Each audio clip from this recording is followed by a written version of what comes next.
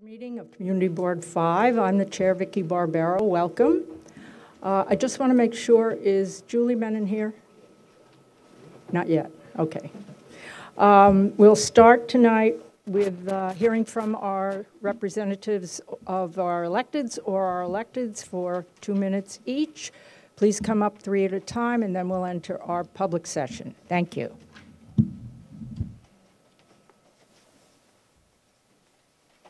Jeremy Unger, Betsy Schmidt, and Justin Flagg.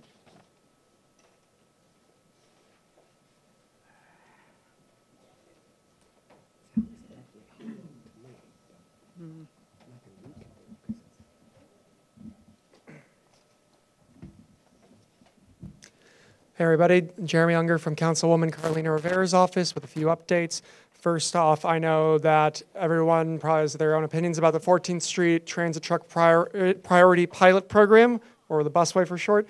Our office is supportive of the busway. However, we do know that there are some individuals who live on 14th Street or on some of the areas near it who do have legitimate concerns around ensuring that the rules of that program are being followed by the enforcement agents there. If you are in a taxi or if you have your own vehicle, you are allowed to enter onto 14th Street on the block of your destination to make pickups and drop-offs.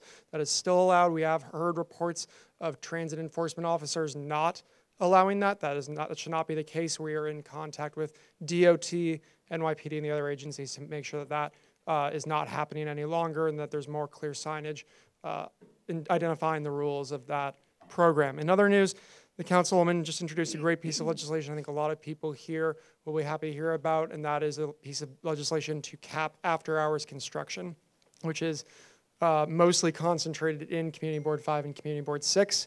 After-hours construction, the number of permits for that have doubled, more than doubled since 2012. There were over 70,000 permits issued last year alone. Our new bill would cap the number of days after-hours construction could be done to 3 days during the work week and 1 weekend. It would also restrict after-hours construction to not at all between the hours of 10 p.m. and 6 a.m. on all days. Councilwoman has heard from countless constituents in CB5, CB6, CB3 about this issue and is really excited to be working on this. We urge you to call their council members and tell them to sign on to the bill. It's Intro 1737. And lastly, I'll just say Councilwoman Rivera has also been really focused on the trash issues at Union Square Park. She's just recently joined the Parks Committee in the City Council, and at her first hearing, called on Commissioner Mitchell Silver to address the issue. He informed the Councilwoman that they will be working to come up with a more permanent solution with us and with CB5, and hope to have more updates on that soon. Thanks. Thank you.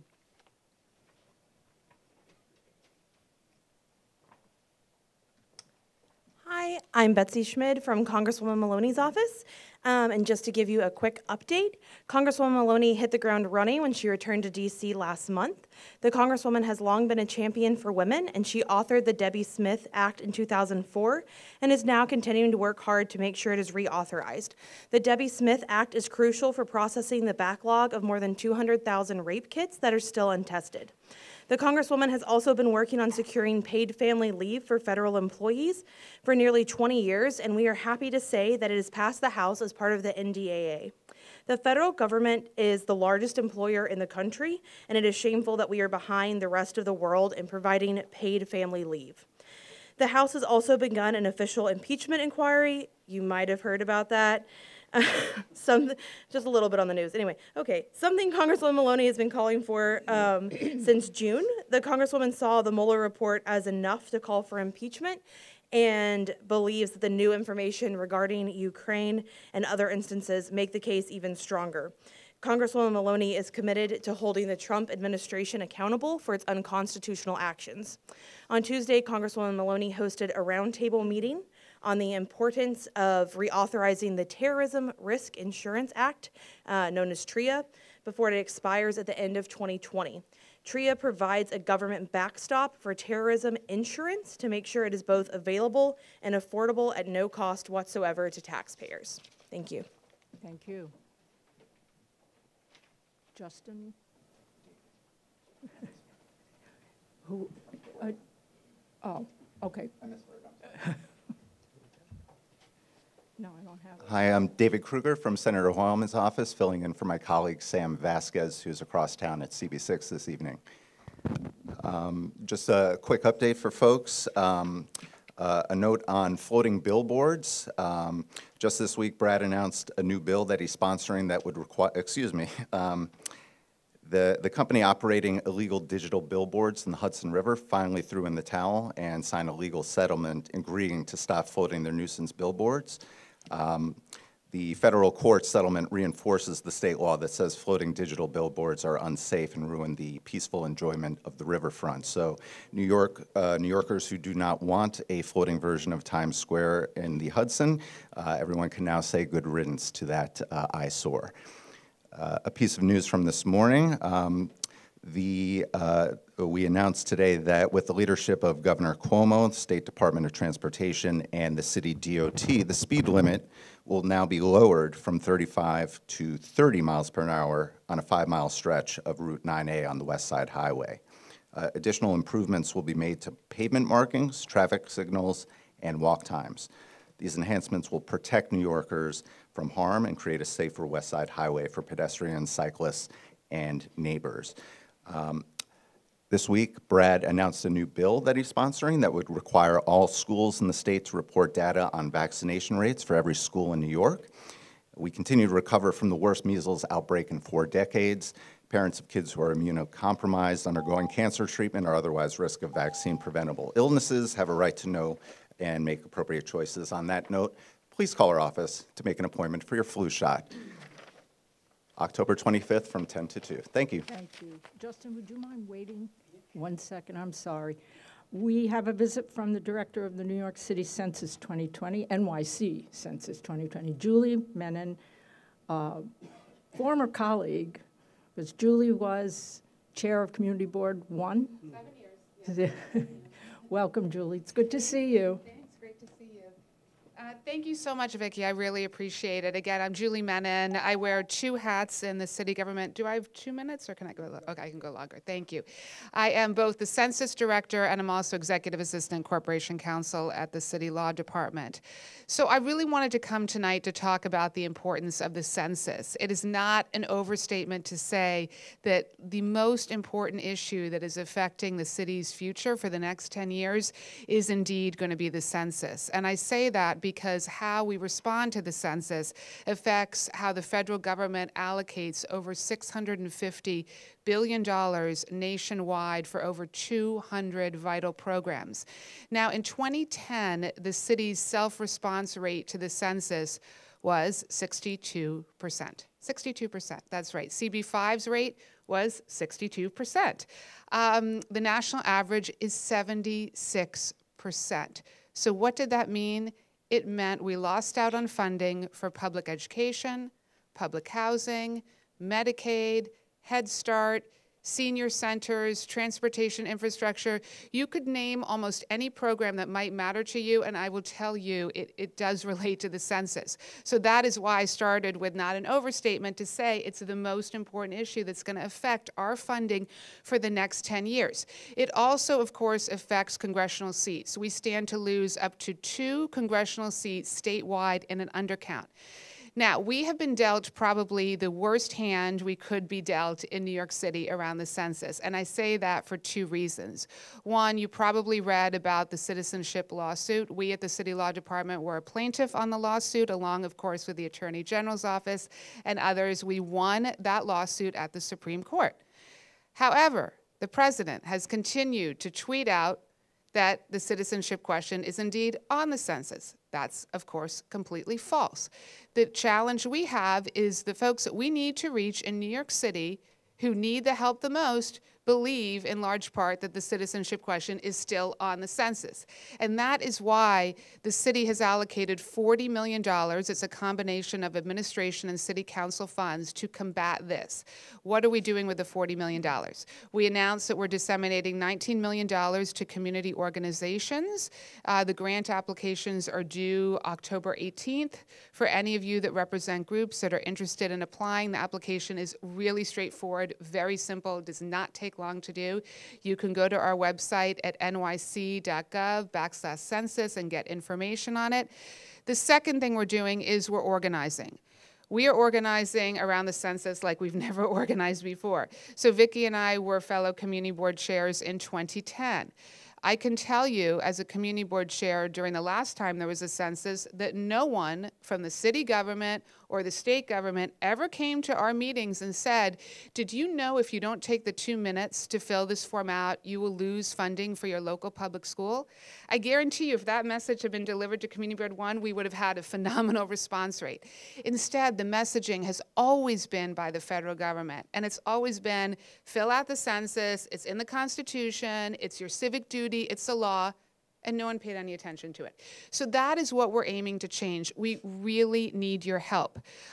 We've also been dealt a bad hand in New York City because the census is for the first time online. Now that's great in the one sense in that you will literally at every community board meeting during the self-response rate be able to announce, have you filled the census out?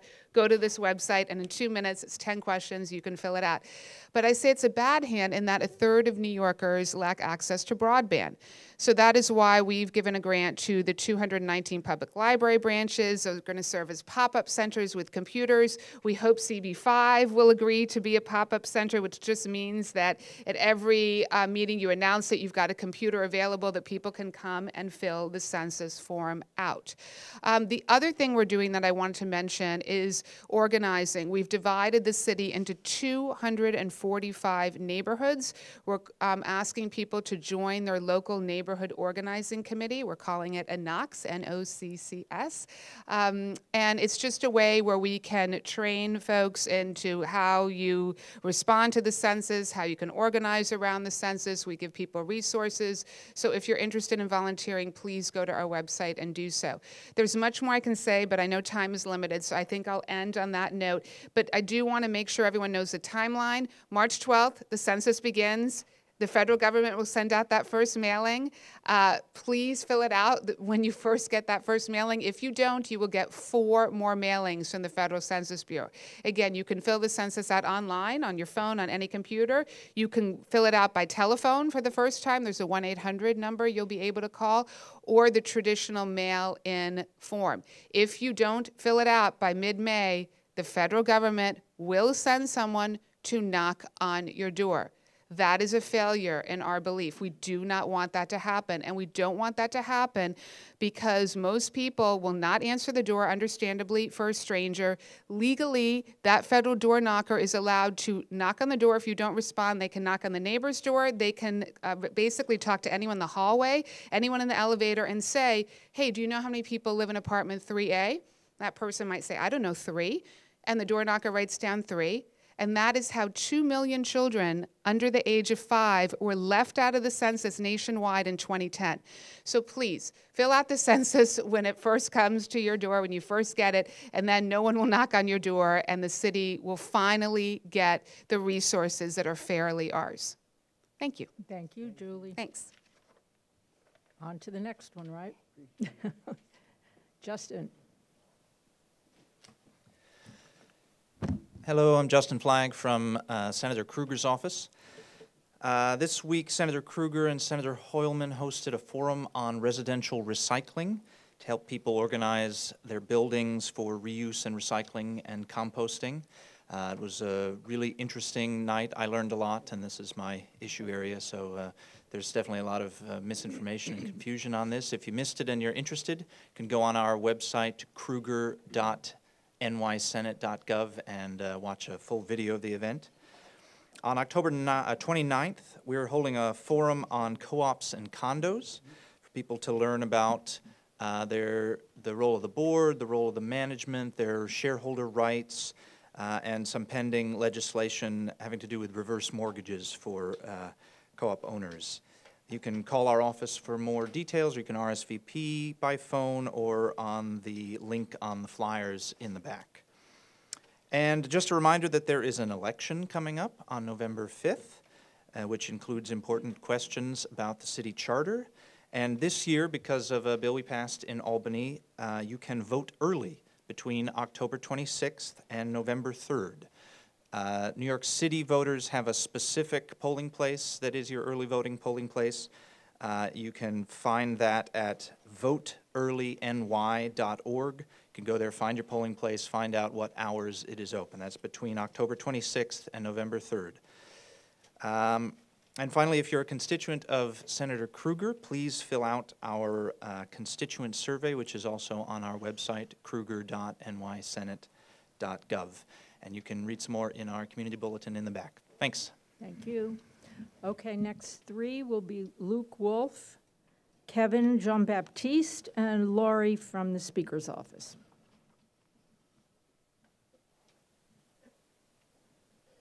It's a lot easier.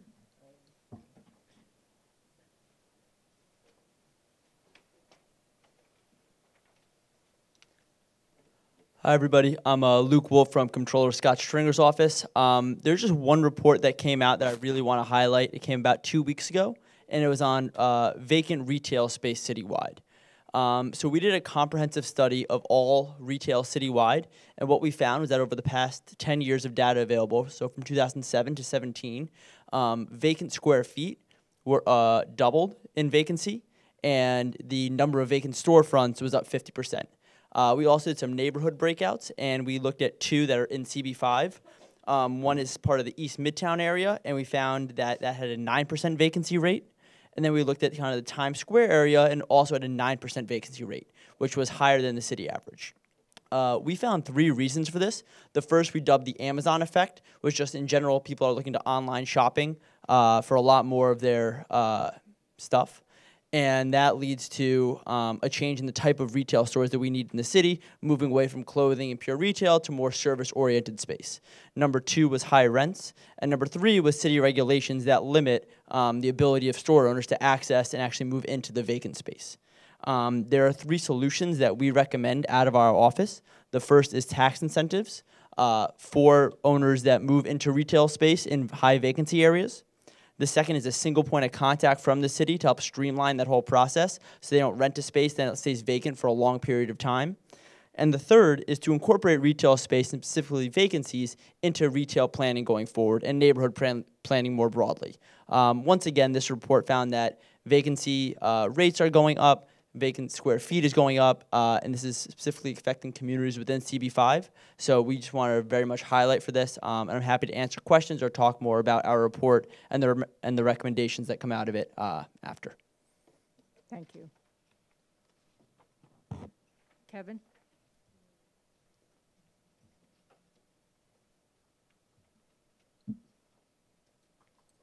Good evening, Community Board 5. I'm Kevin Jean-Baptiste from the Manhattan District Attorney's Office. I just wanted to talk really briefly about 2 things that we're working on and one thing that's always been happening. We have noticed, and I think I mentioned this sometime last year as well, the number of hate crimes is going up, mostly against anti-Semitic. And we just want to remind folks that our office does have a unit designated for hate crimes. I left some palm cards in the back, and it has our phone number on there that you can reach out, you can report a hate crime. If you see something that may be potential a hate crime or can fall under the classification of a hate crime, we encourage folks to reach our office for that. Secondly, in honor of Domestic Violence Awareness Month, our office is in this campaign where we're reaching out to a lot of community-based organizations and even some private organizations to train the staff members, particularly how to identify some signs that someone's in a domestically violent relationship and or how to deal with those types of complaints if it comes to you, and how our office deals with those cases on a regular day basis. So the training is offered throughout any day or time of the week, usually Monday through Friday, but if there's a Saturday, Sunday where you feel that you can get more people out, we'd be happy to come out and do those trainings as well. To inquire about that, though, I would need folks to reach out to me, so I'll just quickly shout out my contact number, which is 212-335-9088. Again, that's 212-335-9088. And lastly, I do want to say that I may not be covering Midtown and Community Board 5 for very much longer. I've been moved up to supervise the community engagement team, so we're going to be looking to fill in the position to have someone coordinate the Midtown area. Oh, well, that's good for you, right? Thank you. Congratulations. Laurie. I don't think I can reach the microphone. Can I just move this? Yep. Okay. Hi, I'm Lori Harjo-Urogo from Speaker Corey Johnson's office. I'm going to tag team a little bit on Jeremy and Councilmember Rivera's office in that we have been monitoring the busway from our office with DOT. We've conducted 2 walkthroughs, one on the first day of the busway, or TTP, as Ed Pinkar calls it. And we've been going to the hot spots that have been coming into our office, and at the hours that people say it's the worst. And we're hoping to continue to do these walkthroughs because they're really helpful for us to actually eyeball what the situation is, and not just get hearsay through an email. The other things are just 3 quick events here, or 3 quick mentions. We have a fire prevention and preparedness workshop. That's going to be October 17th at the New York City Fire Museum. If you've never been there, it's one of the coolest museums, no pun intended. We also have a flu shot day, Thursday, October 24th in our office. You can call up and make an appointment. Wally will be there. He's going to hold people's hands. We also have a senior resource fair that we're doing with Helen Rosenthal, and that's Tuesday, October 29th at Clinton Neighborhood Center. That's at 550 West 55th Street. And all these flyers are in the back. Thanks. Thank you. Did you fill out a card? I did. Yeah, I think she's Liz Peters. Okay, Liz Peters. Okay. Liz Peters and Phil Marius. Thank you. I'm Liz Peters. I'm Councilmember Powers Communications Director. I'm filling in for Abigail tonight, so I will do my very best. I wanted to share a few recent updates around legislation that the council member has been working on in the council, including a bill that was inspired by a resident in Murray Hill who found dangerous levels of mold in his child's nursery. And was not alerted to said mold until months after the fact. And so Councilmember Powers introduced a bill to ensure that tenants are informed as soon as mold is found in their apartment. And it has to do with mold companies notifying landlords within 24 hours of getting a report back and if mold remediation is necessary. Second, the council member introduced a bill to help streamline the special elections process. His bill would allow the public advocate, comptroller, borough president, and city council members elected by special election to serve the remainder of their predecessor's term. Under current law, those elected by special election are required to go through that calendar year's primary and general election. So streamlining elections lowers unnecessary costs and allows newly elected officials to focus on what matters, which is getting to work for New Yorkers. And third, this month, the council member held a hearing in the Criminal Justice Committee on several important bills being considered in the council to reform the criminal justice system. And one of his bills would set minimum design standards around air conditioning, light, and the size of any new borough-based facility as part of the plan to close Rikers Island. And finally, I know that Jeremy talked about this from Councilmember Rivera's office, but Councilmember Powers is also a sponsor of Councilmember Rivera's bill to limit after-hours variances to improve quality of life in the area, and we know that folks are excited about that.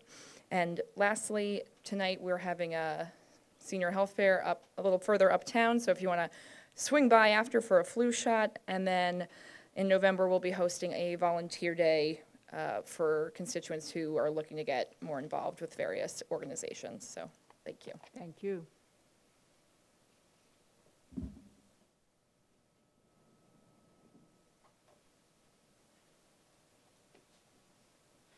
Greetings, Phil Marius, Community Liaison from Assembly Member Richard Gottfried's office.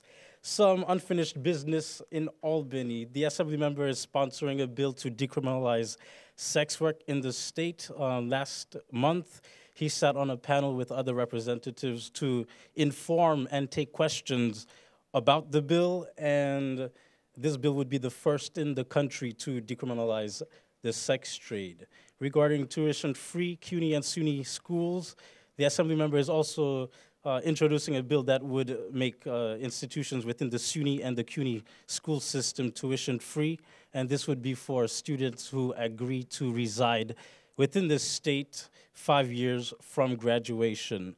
Moving down to the district, the Assembly Member testified on September 5 on the proposed Newport Authority bus terminal, and he recommended that the new terminal be constructed on the existing site and reminded the authority of its promise not to use eminent domain on other properties in Hell's Kitchen. Regarding Extel Development super tall construction project at West 66th Street, there was a coalition of, as many of you know, Landmark West, Upper West Side, West Siders and others, who filed an appeal asking the City Board of Standards to revoke Extel's construction permit.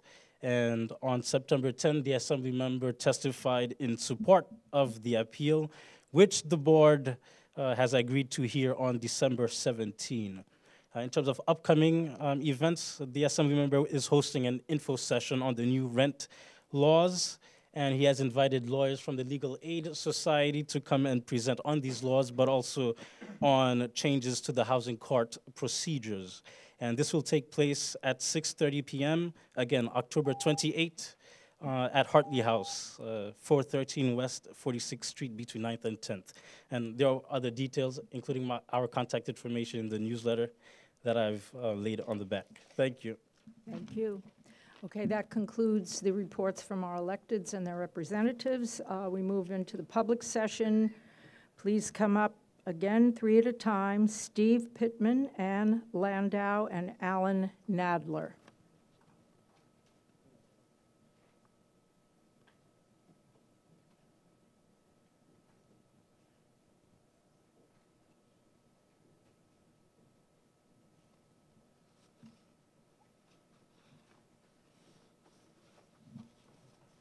Thank you. My name is Alan Nadler, and I'm here to talk about bike safety, but from the point of view of the pedestrian. I love bikes. I have 2 bikes. I bike regularly on the West Side Highway bike lane, but I'm not addressing that. I'm addressing the overall sense of trepidation countless people have as they're walking on the sidewalk. There's no justification, none, for anyone riding their bike on the sidewalk. There's no justification for them riding an e-bike on the sidewalk. None. It's audacious, it's gratuitous, and when I've nicely, verbally of course, confronted such audacities, sometimes even almost confronted by a physical act, it's not cool, and it's just should be illegal. I have no understanding whatsoever why no one's doing anything about it. And I mean legally. I was told by a representative, if that's the right terminology, that Colorado has a series of signs. I don't know which place in Colorado, I apologize. And it's a sign saying it's forbidden, I'm paraphrasing of course, to ride your bike or skateboard on the sidewalk. As if we're asking for something unusual. It's like, do you mind if I keep one of my lungs? It's absurd, even as an issue. I don't understand why the police or other departments don't do something about it. I mean with gentility, decorum. There is no reason to not address this. Secondly, they go against the traffic. I could be going home. I live in the neighborhood here, I do. And I'm crossing at the green like a good boy. I wish I was a boy. And I'm crossing, and a guy or a woman or someone is coming in the opposite direction. What? Why should I even have to think? What does that mean? 2 minutes in a row. That means I have to shut up? Yeah. Thank you. Thank you. My first time ever. Thank you. Well, thank you.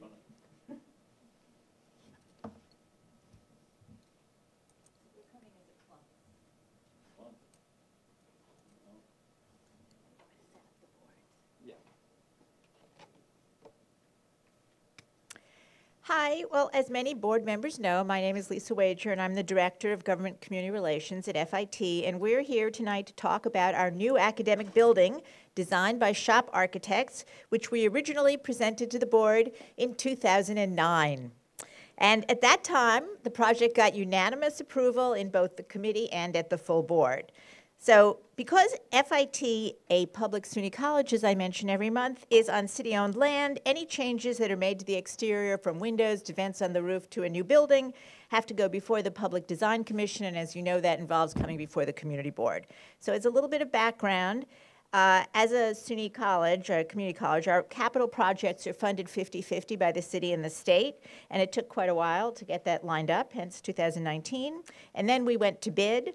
The construction market had rallied, and the approved design and the appropriated budget no longer aligned. So working with our city and state partners, the Mayor's Office of Management and Budget, OMB, and the State Dormitory Authority, DASNY, on budget matters, SHOP was able to introduce design and engineering changes that primarily relate to how internal space is used and a revised concept for the glass facade of the building, which we believe will bring the project in on budget.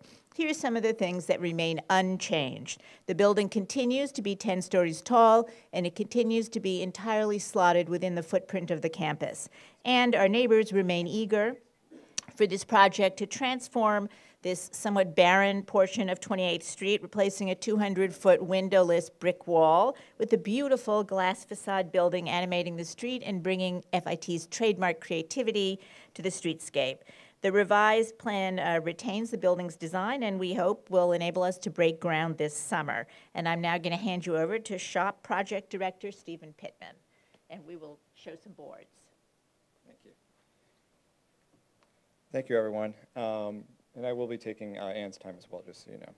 So, you know, as Lisa and FIT has mentioned, this is a project that's been long involved for every party here, FIT, the community, and SHOP Architects as well. And you can see the image of the new building here, and I'm not sure if many of you remember what the old image was, but I will say that this is just an evolution of the previously approved design.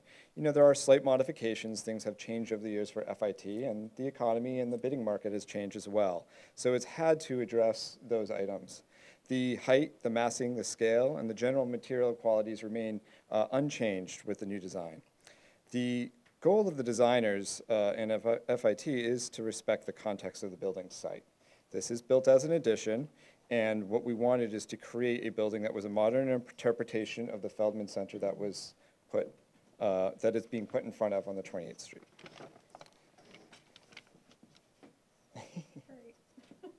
It's all right. So just so everyone knows where we are contextually, we're at FIT's campus. The dark blue is where this site of the new academic building is. It's on 28th Street, just north of the Marvin Feldman Center. Currently, this is an empty lot used for storage. There's a brick wall that's there. So this is a much needed use for FIT and a much needed improvement for 28th Street in the community. I'll go to the oblique one.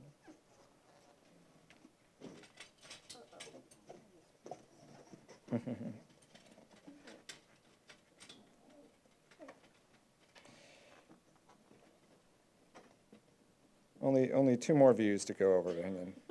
So this view is a little bit more at the streetscape level, looking at the building from 28th Street. You can see the material qualities. It's two large cores on either side with a glazed facade in the middle. The facade does have an ornamental metal fin that is representative of the Feldman building that's behind it.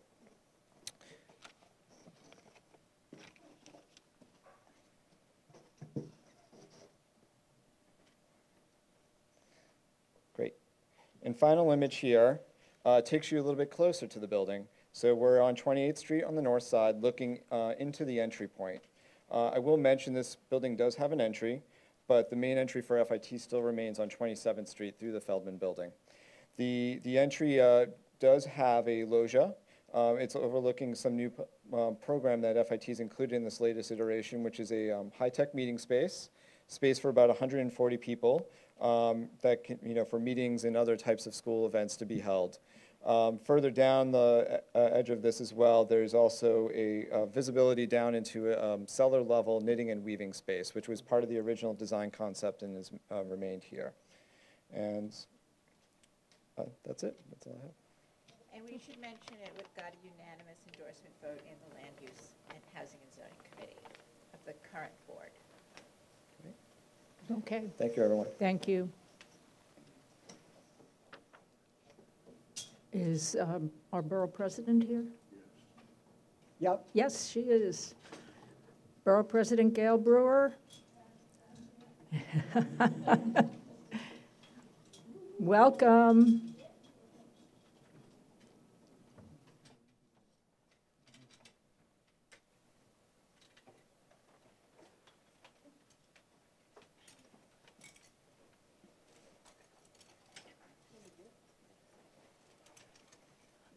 Hello, Board 5. You're a very cool board. I want you to know.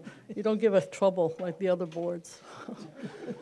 So I'm really honored to be here. And I'll be quick because I know you have a lot on your agenda. So there's just a couple of thank yous. One is, if you know a project that you worked on for 5 years, when it comes towards a conclusion, you thank everybody. One is the statue in Central Park of the women. You have no idea. So I want to thank you for supporting it. But more importantly, if you could imagine 5 years ago, the Parks Department said, no, you can't have a new statue in Central Park. And the Central Park Conservancy says, no, you cannot have a statue in Central Park, a new one. And we said, but there are no statues of women in Central Park, and there are only 5 in the whole city. Sorry, Gail, you cannot have a statue in Central Park. So we walked. I couldn't walk anymore to look for a friggin' place in Central Park to put this statue. Well, other people started walking, and they found a place, and now we're towards the end with the Public Design Commission, but they'll only support it if the community boards do. So I just want to say thank you, because it's a long haul, and I think it'll be very exciting, and there'll be a lot of education that goes with it for young people. So thank you very much. Secondly, I know there's always drama around telephone booths, and I know that you've been persevering, probably your district manager mostly, I would imagine, and I just want to say we will help in any way. I know that Mount Sinai, Beth Israel is not in your district, but you have a lot of individuals who utilize those hospitals. And it's really challenging. We have been convening a working group, as you know, and the hospital has to file certificates of need with the state, both for the facility to reopen, because they always say, Gail, we're not closing the hospital. Okay. They're going to replace Beth Israel on 14th Street. And of course, Rivington House, which is down in Board 3, but has been very challenging to figure out what is going to happen with the space. It used to be a wonderful, wonderful place for persons with AIDS. So all of that is happening. Of course, I also hope that the space that is now Beth Israel will become affordable housing, which is another challenge.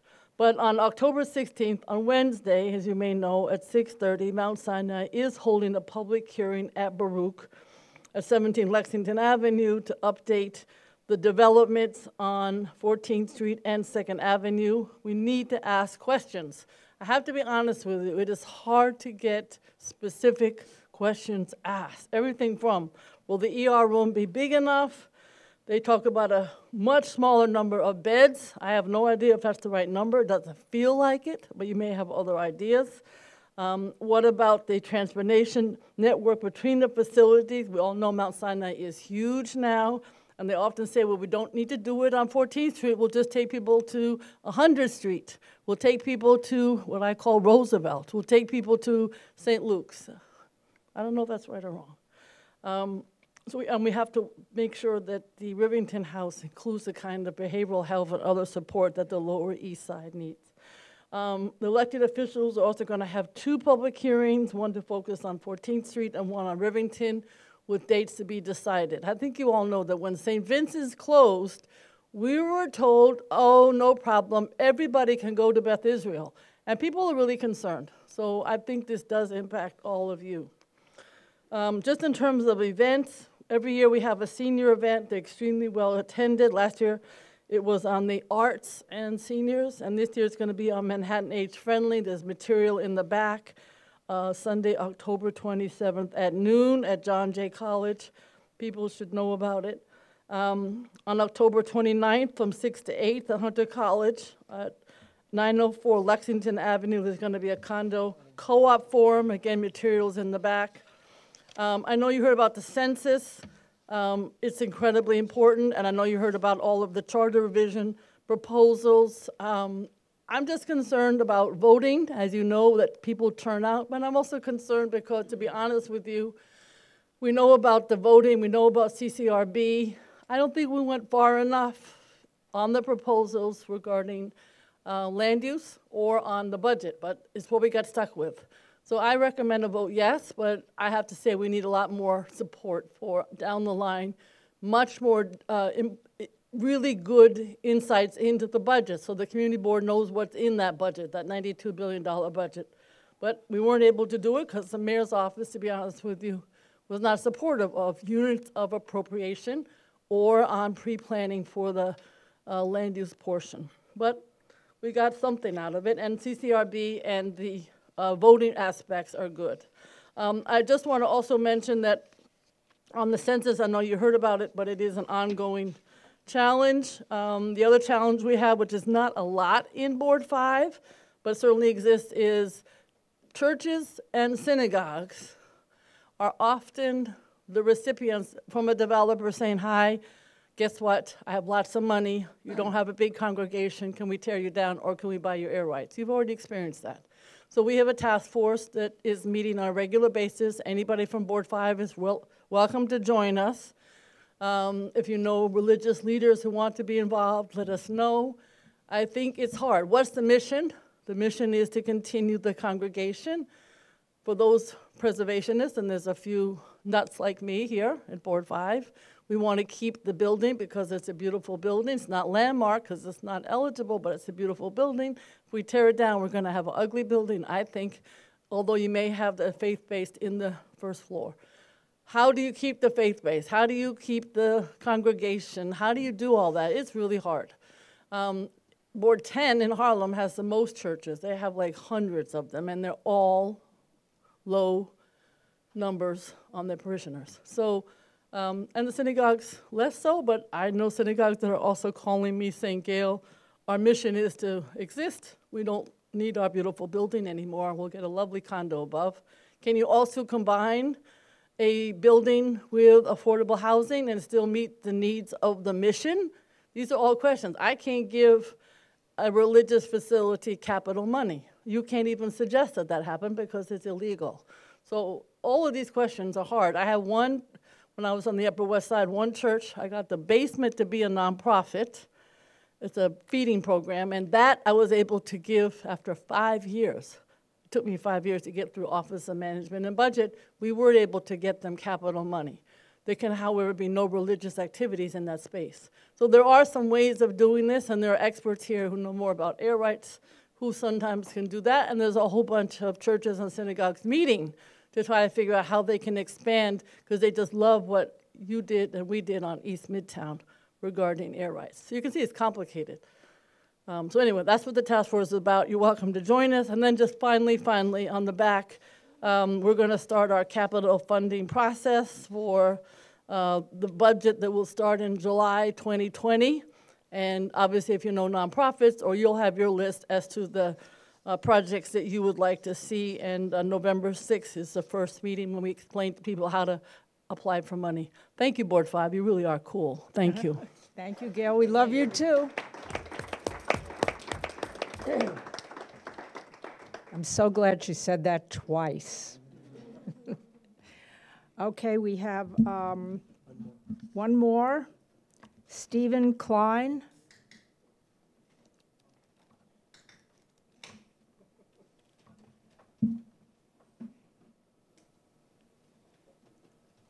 I hear you're very sweet.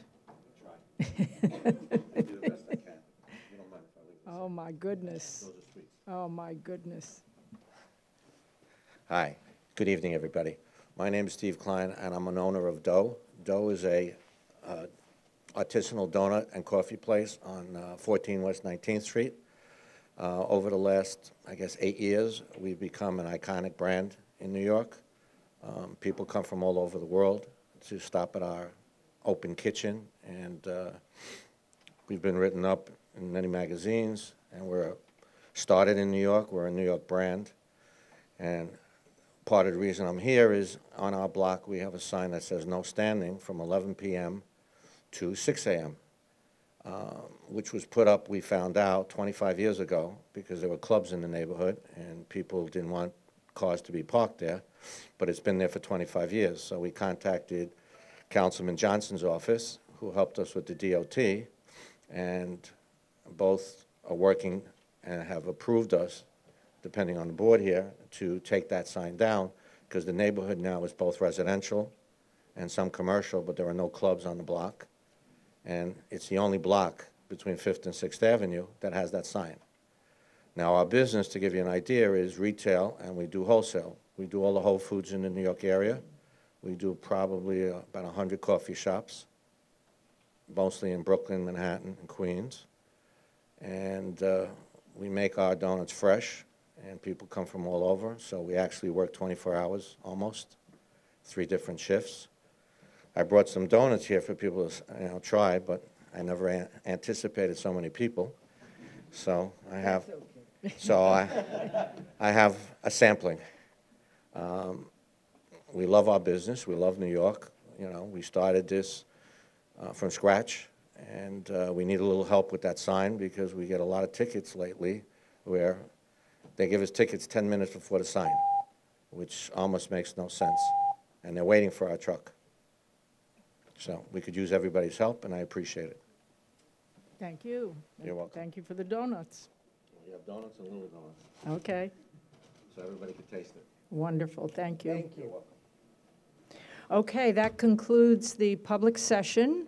We now move into the business session of the board. This is the time when only the board is deliberating, opining, asking questions, giving comments, and looking at the applications and voting on those issues that are before us for the evening, for the month.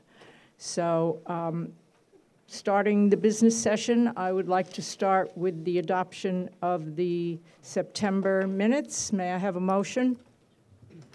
Stop eating and motion, please. And a second? Okay, roll call vote. Michaelis. Athenal. Weichman. Benzin. Yes. Chu. Yes. Clark. Yes. Cook. Oh. Dale. Yep. Dowson. Yes. Ford. Yes. Garcia. Yes. Gashow. Yes. Greeley. Yes. Harris. Yes. Hartman. Yes. Heyer. Yes. Johnson. Yes. Kabak. Yes. Kalifersky. Yes. Kinsella. Yes. Logosico. Yes. Levy. Yes. Lopez. Yes. Lusick. Mafia. Yes. Nicole. Yes. Meyerson. Yes. Miller. Yes. Paulson.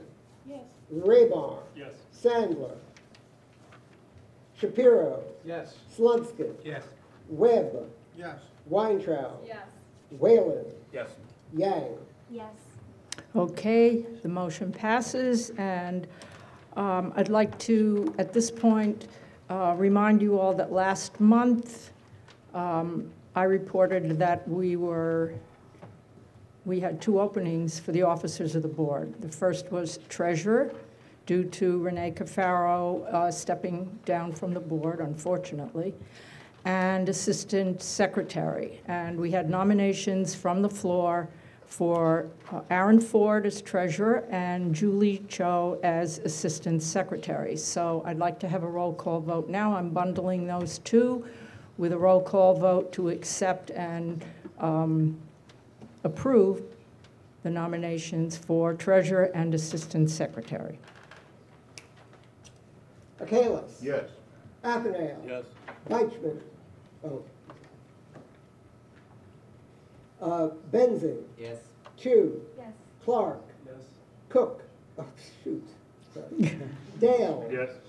This is what happens when you don't call and let me know you're not coming. Dowson. Yes. Ford. Yes. Garcia. Yes.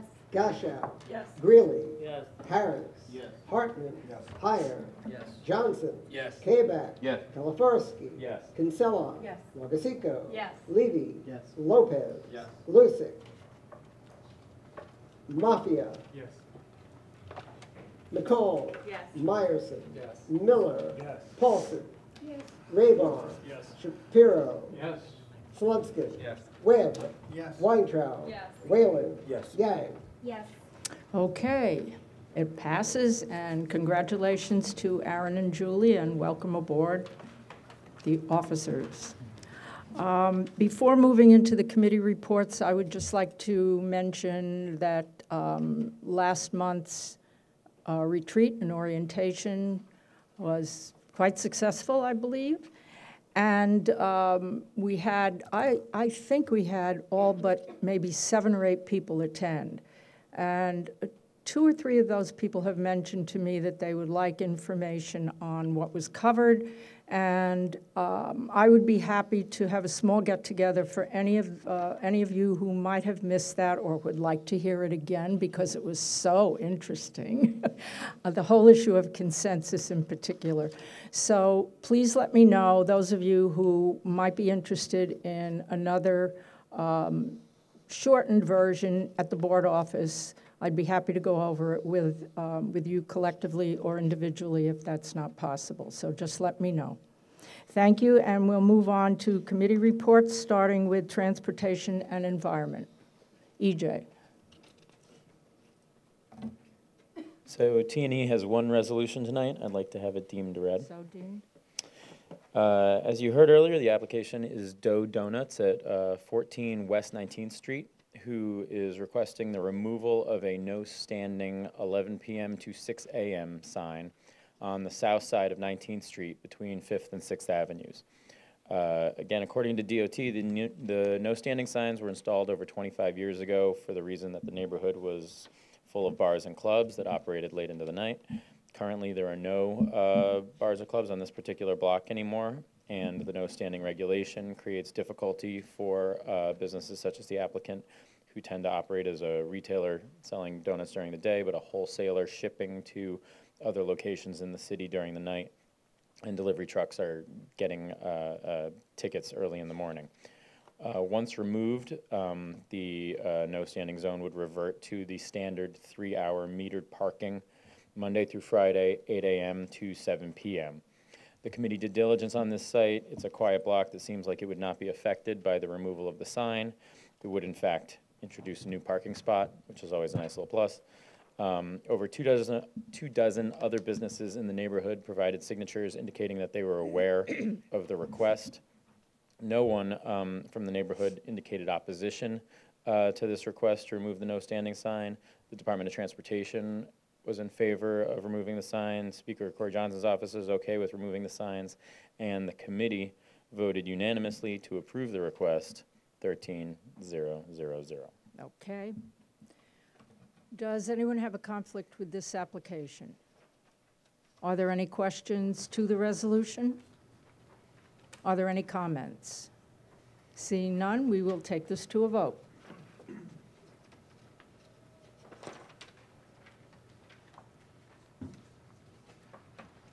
Yang. Yes. Whalen. Yes. Weintraub. Yes. Webb. Yes. Slutskin. Yes. Shapiro. Yes. Raybar. Yes. Paulson. Yes. Miller. Yes. Meyerson. Yes. McCall. Yes. Mafia. Yes. Lopez. Yes. Levy. Yes. Logasico. Yes. Kinsella. Yes. Kalafarsky. Yes. Kavak. Yes. Johnson. Yes. Heyer. Yes. Hartman. Yes. Harris. Yes. Greeley. Yes. Gashow. Yes. Garcia. Yes. Ford. Yes. Dowson. Yes. Dale. Yes. Clark. Yes. Chu. Yes. Benzie. Yes.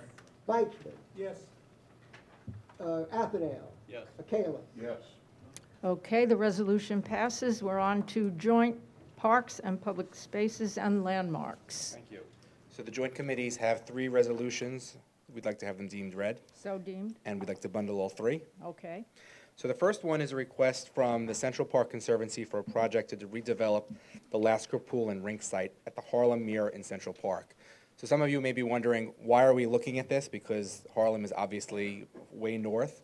But what happens is for anything that happens in Central Park, all of the community boards that touch it, we all get it. So this is actually going to be reviewed, or was reviewed, by all of the community boards surrounding Central Park. So there's, I think, 5 of them, 4 or 5 of them. So the Central Park Conservancy came to us. The Lasker Rink is a seasonal recreational swimming pool and ice skating rink. It's located in the North Meadow area of Central Park between 106th and 108th Streets. It's between the Harlem Meer and East Drive. It opened in 1966, and unfortunately, over the years, it has fallen into disrepair and has been in dire need of either a significant amount of upgrades or complete renovation.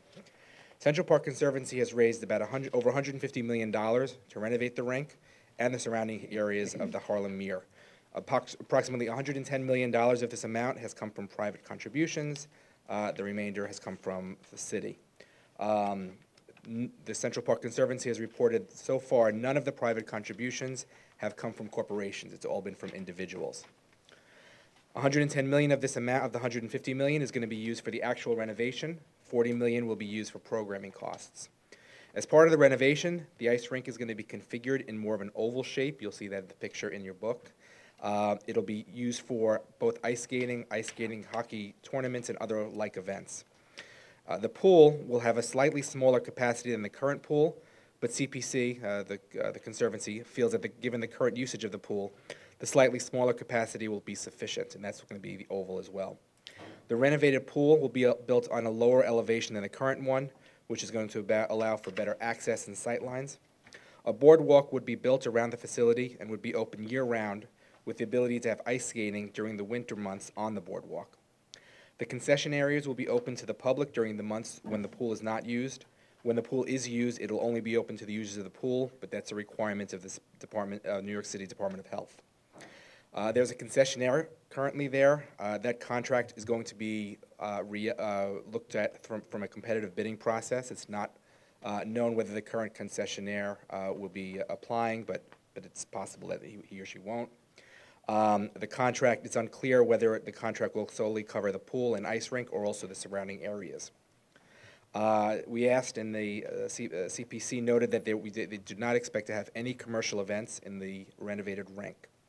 The rink will be closed for about 3 years, probably reopening around 2023, 2024. The CPC could not give any information on any signage to be used in the pool, skating rink, or any of the surrounding areas. We pushed them on this. They could not give it or would not give any information at this point on naming rights, other than that the complex will no longer be named for Lasker. Lasker was the one who gave $600,000 back in 1966 or so to build the rink in the first place.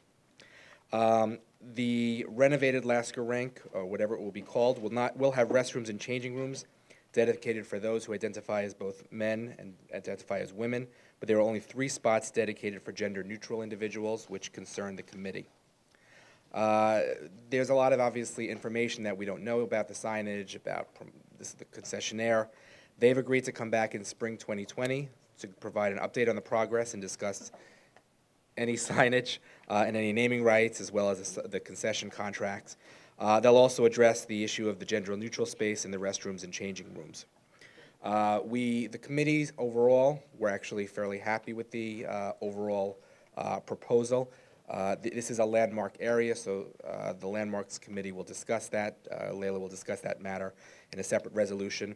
For the Parks and Public Spaces perspective, we felt that this was fine. It was a welcome upgrade. Obviously, we have these concerns, and we do want them back in a few months to address those concerns, but overall, we did recommend approval, 10-0-0-0. Excuse me. That's okay. That's okay. Do you need a napkin? You have them right under. I have none, thank you. Ay, ay, ay. Okay. Thank you, Craig. Layla. I'll say a few words about the landmarks aspect of this application. As Craig said, it was a joint Parks and Landmarks Committee review. Overall, really the bulk of what we looked at was, the programming. So the parks comments were very important, but because Central Park is a scenic landmark, we looked at the appropriateness of the proposed restoration. Overall, I think we all agree that on a landmarks and historic standpoint, the existing Lasker rink is an aberration. It is very, very poorly designed. It was built before the park was made a scenic landmark and done in a way that was very unsympathetic to the park. What the Conservancy is proposing is something once again, on the landmark standpoint, that is actually quite remarkable. it is going to be entirely integrated into the landscape. They're going to create a green roof. The pool and rink will be much less visible. The materials that they're using are much more sympathetic to the park. Lots of wood and stone are being used as materials. What they are also doing as part of this restoration of the pool and rink is that they're actually redoing the entire landscape around it, and in actually a really broad area that basically is going to link the ravine that was recently entirely redone and the lock into the Harlem Meer. So this flow of water that is currently going underground through, some sort of little tunnel is going to be exposed, is going to be enjoyed by the public. You're going to be able to go and fish. You're going to be able to, walk around it. It's going to be quite remarkable. The Harlem Meer is also undergoing a little bit of an intervention, mostly on the southern part of the Meer, where the Conservancy is going to build a sort of tiny island around which there's going to be a boardwalk. And in winter, this boardwalk will be covered with synthetic ice, and users will be able to ice skate around it. They are also planning to build a pavilion or pergola. They used those two vocables to describe it. It's going to be fairly small, contextual, done elegantly. And overall, the committee felt that, once again, on the landmark standpoint, it was quite remarkable, and we supported it. We did express some concern over signage, not only about the physical signage and the extent of signage, but also with naming rights. This is something that, when you're talking about public space being sort of traded for naming rights. This is something that we feel the city and the public should be involved, or at least aware. And we express some concern. We certainly want to make sure that, it's not going to be turned into the Amazon, Harlem Meer, or the Google something. We were assured that it would not bear the name of a corporation, but we also want to make sure that, it's if it were to become the name of an individual, that it is done tastefully, and that it is not an obnoxious presence of a name. So overall, we recommended approval of this application. We're telling LPC that we like it, but we want to be consulted again on the signage.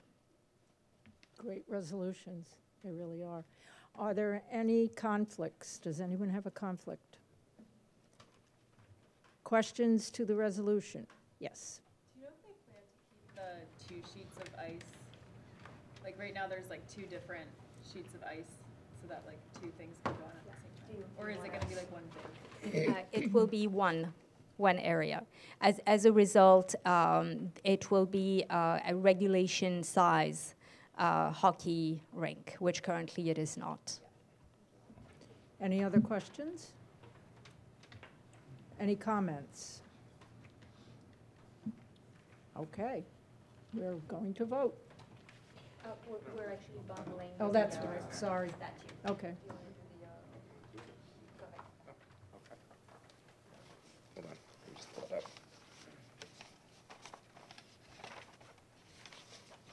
Thank you. Sorry. The second resolution is Central Park. There was in Central Park. They are putting up a statue. Sorry, where's? Oh, I'm looking at the wrong one. Where is it? I think it's Before.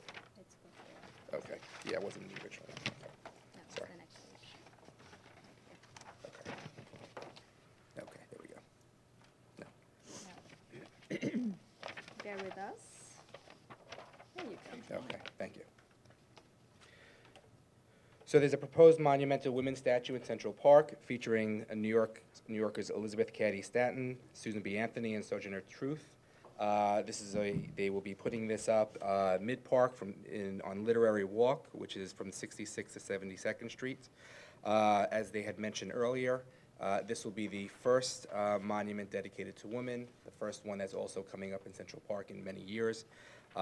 We were actually very pleased with this from both a contextual standpoint and also what it represents. The monument will be on a granite pedestal. The statue of the three women will be cast in bronze.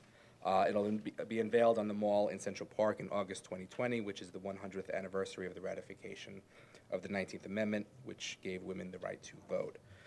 This was approved unanimously from both committees. Okay.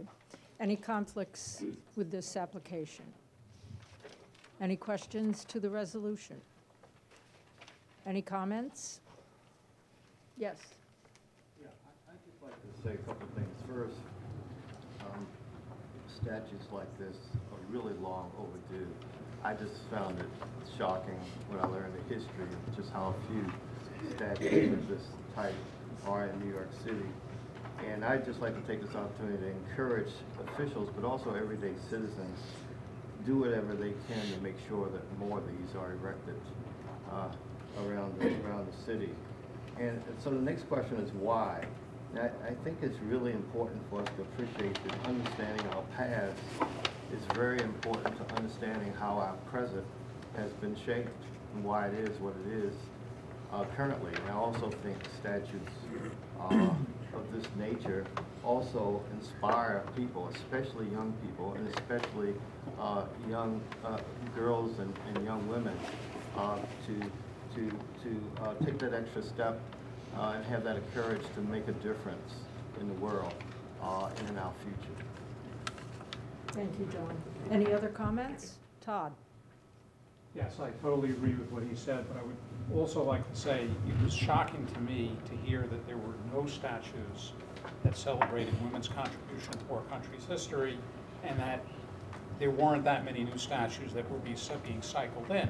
Now, we know that statues can be highly controversial, right? We know if you follow the news the last couple of years, people are arguing all over the country about Civil War era statues and getting rid of them. And, you know, the statues can be a positive thing. Now, they have all these statues in Central Park. You heard discussion about this one. For the life of me, I can't understand why the Central Park Conservancy and the people that are responsible for these statues, why they can't get rid or rotate some of the statues. They can take some of the statues offline and consider updating them or showcasing figures from other parts of our history. It's not going to happen unless we as a community board and concerned citizens light a fire under them, right? So you heard what Gail said. Thank heavens we did it here, but this statue, we actually heard the sculptor and the artist that created it talk about all the historical issues. We need much more of this. And as far as the issue, there's no room for these statues. They should rotate some of the other statues out of the park. Thank you, Todd. Any other comments? Okay, seeing none, now we can vote. Akalis. Yes. Athenam. Yes. Denzey. Yes. Chu. Yes. Clark. Yes. Gale. Yes. Ford. Yes. Garcia. Yes. Gashow. Yes. Greeley. Yes. Harris. Yes. Hartman. Yes. Heyer. Yes. Johnson. Yes. Kabak. Yes. Leparsky. Yes. Kinsella. Yes. Wabsika. Yes. Levy. Yes. Lopez. Yes. Mafia. Yes. Nicole. Yes. Meyerson. Yes. Miller. Yes. Paulson. Yes. Raybon. Yes. Shapiro. Yes. Schlunston. Yes. Webb. Yes. Weintraub. Yes. Whalen. Yes. Yag. Yes. Weichman, yes. Oh, that's right. Okay, the resolutions pass. We're on to parks and public spaces. Craig. Thank you. On the first resolution on Trattoria, I'll ask that it be deemed read. So deemed? Okay, we're not going to bundle the two. Okay. This is an application from Trattoria dell'Arte on 907th Avenue. It's for a renewal of an unenclosed sidewalk cafe. There's 7 tables, 28 chairs, a combination of 2 tops and 4 tops. The reason why we brought them in for a renewal is because there's been an issue over the past few years, actually for several years, of what we call sidewalk creep, where the sidewalk cafe is required, based on their license, to be flush against the wall, the windows, and it's not. And they've been moving them out further and further, taking up critical sidewalk space. They're also having planters right on the edge of it, which is not allowed. It's a big no-no as well. So if you look in there are pictures in your book that reflect this. We brought them in, we slapped their hands, and we did give them actually a long argument about following the rules. They gave us the conversation about there will be new training of the management, of the operators there. We did a deny unless, so the resolution reads that it's a denial unless they actually come into compliance with the rules, and that was passed 14-0-0-0. Okay. Anyone have a conflict with this application? Are there any questions to the resolution? Any comments? Layla? I will be voting against this application. I really don't believe that a sidewalk cafe should be in this particular location to start off with. When they came in initially, I was vehemently opposed to a sidewalk cafe in this location. It is absurd to use such an intrusion in such a dense area, and I will be voting against it. Any other comments? All right. Seeing none, you're not bundling. Correct. Okay, we will vote on this one. Yang, Yes. Whalen, Yes. Weintraub, Yes. Webb, Yes. Slutskin, Yes. Shapiro, Yes. Raybar, Yes. Paulson, Yes. Miller, Yes. Meyerson, Yes. McCall, Yes. Mafia, Yes. Lopez, Yes. Levy, Yes. Logasico, No. Kinsella, Yes. Kaliforski, Yes. Kabak, Yes. Johnson, Yes. Heyer, Yes. Hartley, Yes. Harris, Yes. Greeley, Yes. Gashow, Yes. Garcia, Yes. Ford, Yes. Dale, Yes. Clark, Yes. Chu, Yes. Benzie, Yes. Feichman, Yes. Athanel, Yes. Kalis. No. Okay, the resolution passes. Next reso. The next resolution from the Park Committee is an application by the Moxie Hotel for revocable consent from the Department of Transportation to have 4 planters on the 36th Street sidewalk on the northeast corner of 7th Avenue. The Moxie Hotel is a commercial hotel building located at 485 7th Avenue. As we said, it's the northeast corner of 7th and 36th Street. They recently renovated the hotel, and as part of that, they designated a landmark building. They seek to install 4 DOT-approved fiberglass planters with low greenery to be presented along the curb side, so not flush against the wall, but on the curb on 36th Street on the northeast side of 7th Avenue. Right now, if you look at what's going on over there, you have a bunch of food cart vendors. They will be displaced by these planters. They came to us 2 months ago to discuss this proposal, and the committee expressed a number of concerns about the proposal. Mainly, basically, having anything over there. It's a somewhat narrow block. This would be blocking pathways. Even though there are currently the vendors there, the vendors aren't there 24/7. They're not permanent. This would be something that would be more permanent. The proposed planters are going to be 8 by 8 feet long, 2 feet wide. They originally came in and said that the planters would be 4 feet tall. They came back to us this month, lowered that to 3 feet tall. They're also going to now match the color of the planters to the color in front of the Moxie Hotel. The planters meet all of the DOT's physical and horticultural requirements. There's very specific rules as to what plants can go in, how high the plants need to be. The approval will certainly improve the appearance of the corner. The applicant believes it will enhance pedestrian flow, and it'll enhance the facade of the landmark building. So the committee recommended approval by a vote of 8 to 6. Okay, do we have any conflicts with this application? Any questions to the resolution? Yes.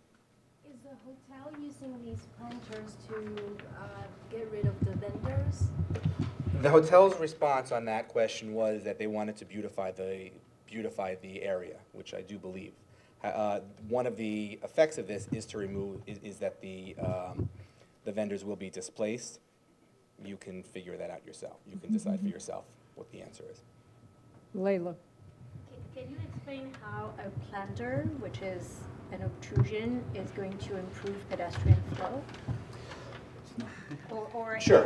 in In their opinion, it'll improve pedestrian flow because while you have the carts, you have people actually lining up in the mornings in the carts that are blocking the pathways of the street. This will eliminate that. So in other words, instead of having, cart, person, you're just going to have the planters and there will be more flow down the block, down the street. Yes, Sam. Yeah, I mean, right now, I go by this area like 3 times a week in the morning and similarly in the afternoon. And when there's a high pedestrian flow during rush hour, that sidewalk gets reduced to around 4 feet. And it's a pinch point. And that results in people walking in the street, doing everything to work around the carts. For me, this is just the lesser of 2 evils. The only coordination with the facade of the building is that these are now color matched to the facade of the building. They're shorter than food trucks, and you can see through the plants. Okay. Mike? Was there any discussion at the committee about whether vendors permitted or how long they've been at that location? Yeah, they're not legal. Not legally there. I believe they're not legally there. The problem is, even if they're, the police don't enforce that. Police aren't going to tell them to move. I mean, there's always issues of First Amendment also that they can, if they want to be there. But that's the health department. yeah, they're just not enforced. Nothing is enforced. Yes, Ryan. Has there been any feedback from neighbors or other community members in support or opposition? I don't believe there was anything that came up. It's mostly commercial over there. Other questions? Any comments? Comment. Yes. I fought against this both times that these hotel came in front, and I really love planters, and I think they're really cool. But I'm a tour guide, and I'm schlepping in that area every single day, pretty much, and it is really, really, really crowded. I can't believe that in one committee, we're voting to get rid of telephone booths that are blocking people, and here, this thing is wider, bigger, 4 of them, right, boom, boom, boom, and that these other vendors, they're not gonna go far away. That's their corner. They're gonna go to the other end. So it's gonna be that. Plus, I can't see how we can vote to approve these horrible, they're beautiful, these beautiful things that are going to impede progress. Okay, thank you. Yes, Aaron. We had a very spirited debate, and obviously we had a very close vote on this, and we had a big discussion about this project. But the main, from my point of view, the main concern here is that it's setting the precedent that we're, due to the lack of enforcement on food trucks, right? We are allowing permanent structures to be built on the sidewalk. And as we know, the demand for food trucks is going to be, and it's going to remain on that block. They'll move 10 feet the other direction, they'll move across the street, and that property will have the same issue. And for pedestrians, we'll have more obstructions blocking, right? So it's not going to eliminate the food cart issue, and we feel that was one of the main motivations for them to look to do this. And then the other, the real benefit then is it really becomes a benefit for that property owner versus a benefit for the neighborhood, because the food carts are going to go somewhere else, and that sidewalk will be blocked, and it's a very, very busy corner, and that was our main, concern for the people on the committee who will. So I'll be voting against this one for that reason. Any other comments? Todd? Yes, this came across our committee a couple of times, as I recall, and there's a couple of issues. The first thing is first principles. Yes, on a practical level, you have the street vendors there that are clogging the sidewalk, and it's such a busy corner. So what is the first principle? In everything that we do, our first principle is to keep the sidewalks and streets clear. We go crazy at our committee with the newsstands. We don't want the newsstands there. We're trying desperately to, especially in the busy places, just keep the streets clear. I think that should be the primary concern. There is another issue. This is maybe not so much our jurisdiction, but when this is a beautiful building, right? And even given that it's a crowded space, if you're looking at that building down the street, those planters don't add anything to it. In fact, they detract from it, okay? So I don't know that that issue has been adequately discussed. Maybe it's got to take a back seat to some of these other issues.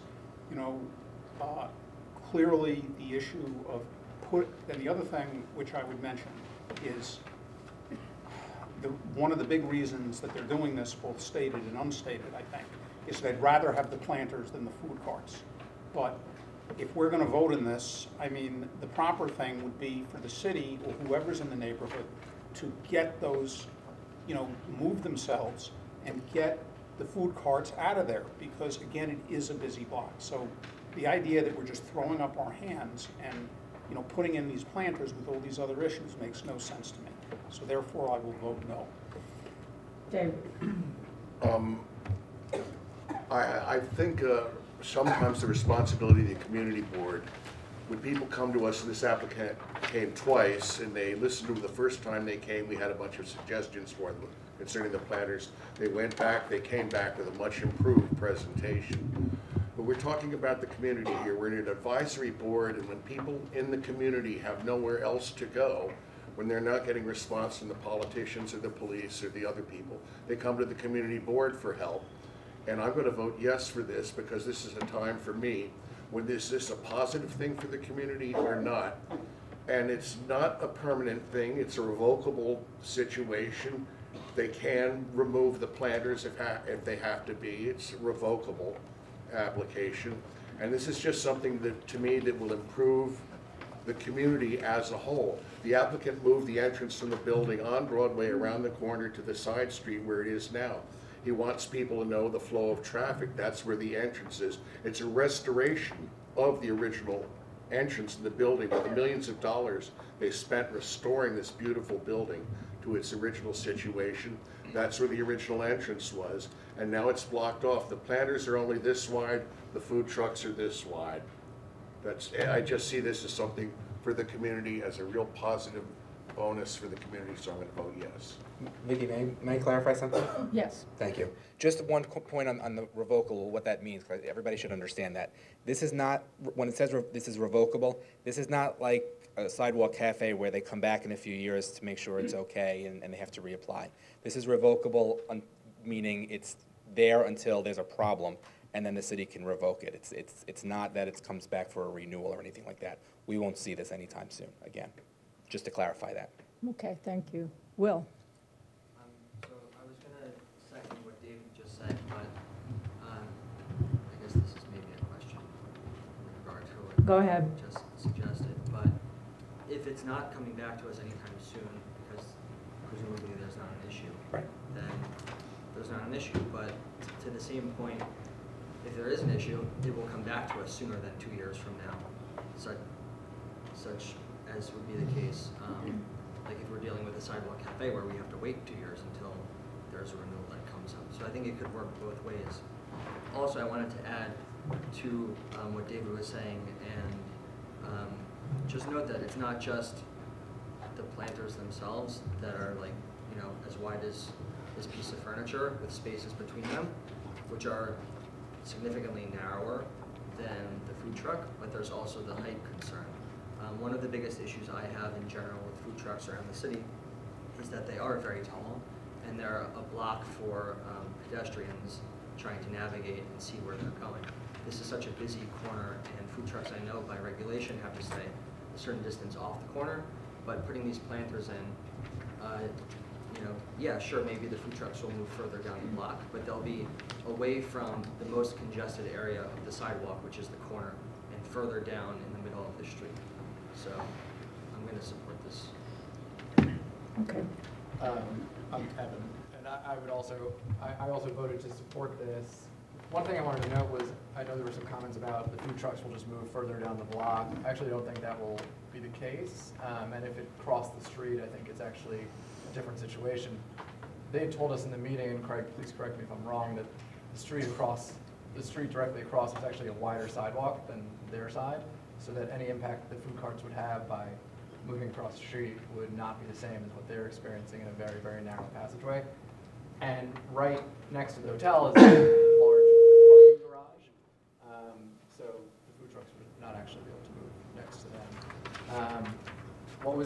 persuasive to me was, this hotel, who by all accounts appears to be a very good neighbor, had proactively sought out landmarking in an unusual fashion, and cares about their building and their place in history in New York, had taken our initial thoughts, which was a also very divided vote, which I will say after our retreat felt a little like we were disappointing Vikki, so and when they could have done nothing given our advisory powers, they in fact made changes and came back and sought our input, and that's meaningful to me because, I'm a great believer in precedent and speaking with a consistent voice in the community, but I also think that the reality of the situation is that, if we are to be advisory, we want to incentivize good actors, and I think they were just that in this situation, so I'm going to vote to approve it. Okay, any other comments? Layla. As it's been mentioned, this building is a landmark. If the rules had not been changed by the Landmarks Preservation Commission, this would have been referred to the Landmarks Committee, but because the rules have changed at LBC, this is not referred to us any longer. But before the rules were changed, we did review a number of these applications, and on a landmark standpoint, they're very problematic because, as Todd said, they are a distraction from the building. They are an intrusion. They are, blocking the views and the enjoyment of the facade, which, this building is beautiful. This owner has done fantastic work restoring the building and restoring the facades. So it's disappointing that they would then go and obstruct the facades with these planters. It's been said that, the planters are the best of two evils, but two evils and good. We don't want evil, period. And although enforcement may be an issue, I think that we have to continue pressuring for more enforcement rather than going for something that, although revocable, will not be revoked, because in order for this particular intrusion to rise to the level of a problem is almost impossible. The constituents who do navigate these sidewalks don't live in the district. They're not part of Community Board 5. They're not going to come and say, hey, when I go to catch my train, I actually have to step into the street because the planters are an intrusion.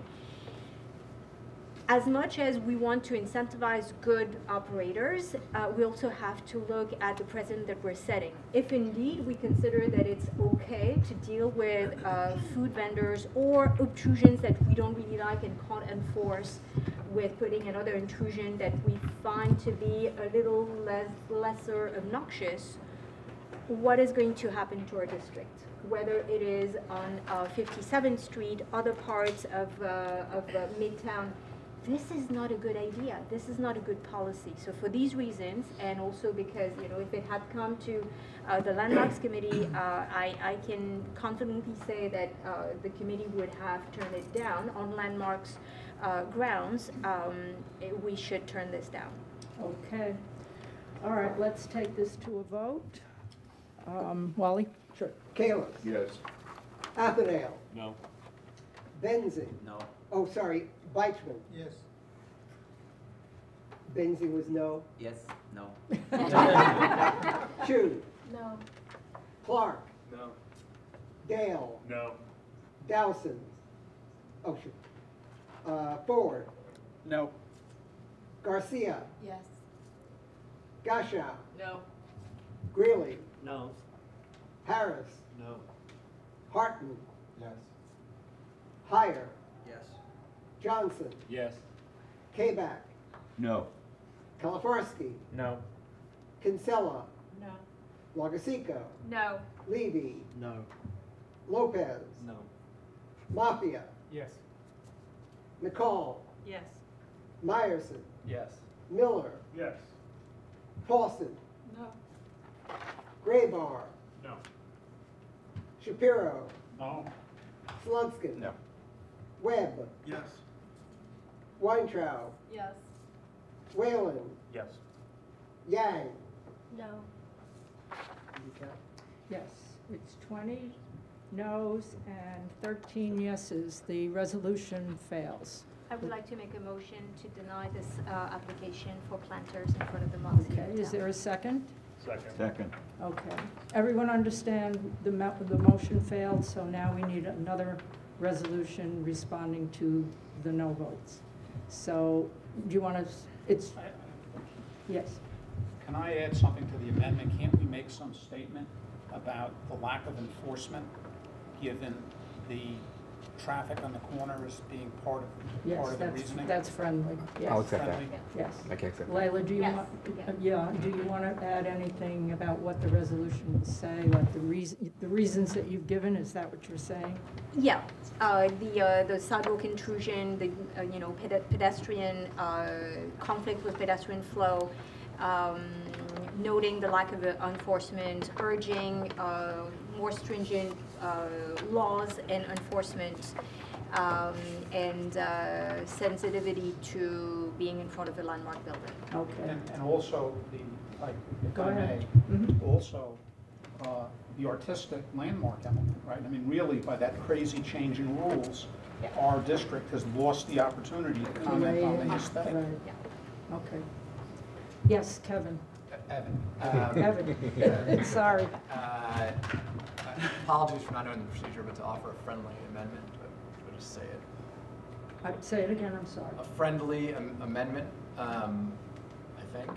I would just encourage whoever's writing the resolution to include our appreciation for the Moxie Hotel for working with us in good faith and returning more funds to the community. Yeah, there's no problem. Good idea. No, that is a good idea. Anything else? All right. Everyone who voted no on the last resolution. Take it to a vote. Want a new vote? Yes. Okay, you got it. Go ahead. Just explain what the vote is. What's that? Explain what the vote is. So This vote is to deny the application.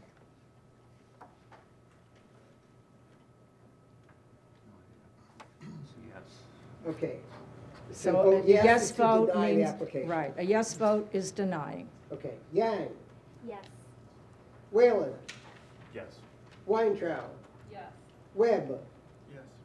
Slunskin, Yes. Shapiro, Yes. Raybar, Yes. Paulson, Yes. Miller, Yes. Meyerson, Yes. McCall, Yes. Mafia, No. Lopez, Yes. Levy, Yes. Wagasico, Yes. Kinsella, Yes. Kaliforski, Yes. Kabak, Yes. Johnson, No. Heyer, No. Hartman, Yes. Harris, Yes. Greeley, Yes. Gashow, Yes. Garcia, Yes. Ford, Yes. Dale, Yes. Clark, Yes. Chu, Yes. Benzing, Yes. Weichman, Yes. Athanel, Yes. Akalis, Yes. Son of a gun. You're very smart, Nick. Okay. 5, 10, 15, 20, 25, 30 to 3. That's consensus, guys. I love it. Thank you. Okay. Moving on to landmarks. Okay, so,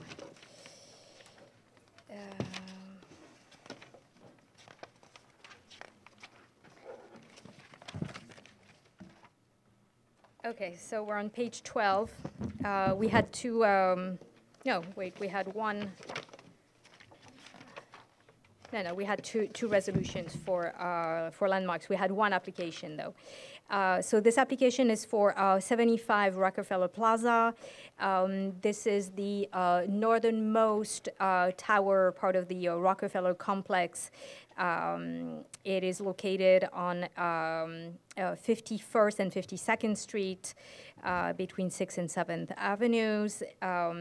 This is a still an Art Deco style, but flirting with more of a modern type of architecture. The alteration here is fairly modest.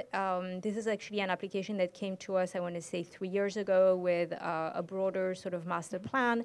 And the applicant wants to create a new entrance on 52nd Street, which really is the northernmost part of Rockefeller Center. The applicant wants to basically punch an opening into a large glass glazing frontage and create an entrance that would be a sliding door with a sort of marquee, fairly small in terms of width, marquee that would be installed above this entrance. Overall, the committee was not totally enamored with it, especially because we felt that the marquee was a little too obtrusive, too wide, and we would have appreciated a marquee that would be a little more subdued.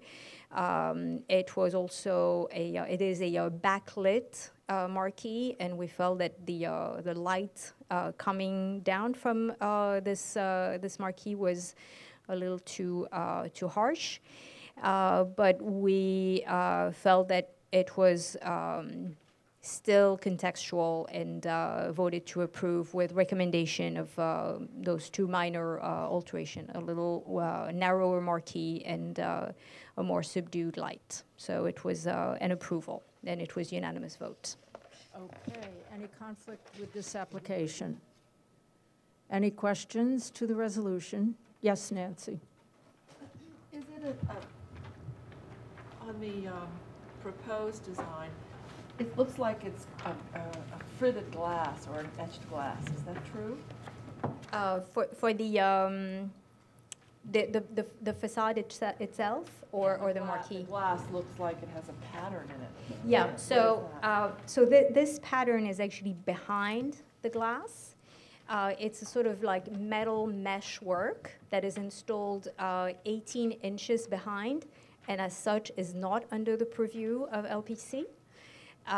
We did take the liberty to comment because we can comment on. We can comment, and we can certainly let LPC and the applicant know how we feel. We didn't like it. We felt that it was not contextual. It's very, sort of like arabesque-ish, and really has nothing to do with a modern or Art Deco building. We also felt that it would be dated pretty quickly. We actually felt that it is already dated. And the applicants only heard what we had to say and told us that it was not something that they were married with, and they could consider removing it. It's one of those tricky situations where LPC, it is not under the jurisdiction of LPC. Are you saying something in the resolution? Yes, we are. Yeah, yeah. Okay, any other questions?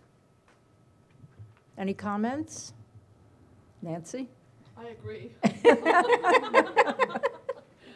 not in keeping with the era of these buildings. Totally. That's a problem. The applicant seemed to agree that this may end up going. They didn't seem to be totally enamored with it. But in the end, the property owner was not in the room, and they may like it. And you also made a comment about the lighting. Yes. Being not appropriate as well. Okay, any other comments? All right, do you want to vote on this? We're actually going to bundle. Okay. It was 2 unanimous votes. Okay. Okay, so the other item that we had on the agenda is, so we're now on page 14, was actually a request for landmark designation. This concerns a rather beautiful building. It is called the Demarest Building. It is located at 339 Fifth Avenue. It is on the corner of 33rd Street, so it's catty corner to the Empire State Building. You have a photograph of it on page 15. The building's proportions are quite remarkable because it has something that is, you know, it's very, very demure and elegant while having those absolutely monumental windows that just slap you in the face. And this contrast, you know, between the scale of the building and the monumentality of the windows is quite remarkable. So it was the home of a carriage company by the name of Demarest. It was designed by the noted firm of Renwick, Aspinwall and Russell. James Renwick is the architect that we owe St. Patrick's Cathedral and Grace Church and the Smithsonian Institute to.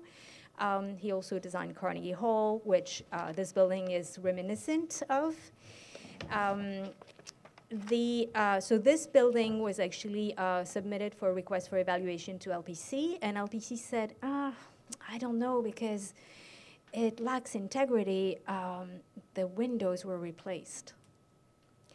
So it's odd because kind of every single window in New York has been replaced, and if that is grounds to not designate a building or even to remove designation status, the Empire State Building is gone under that rationale because all the windows were replaced.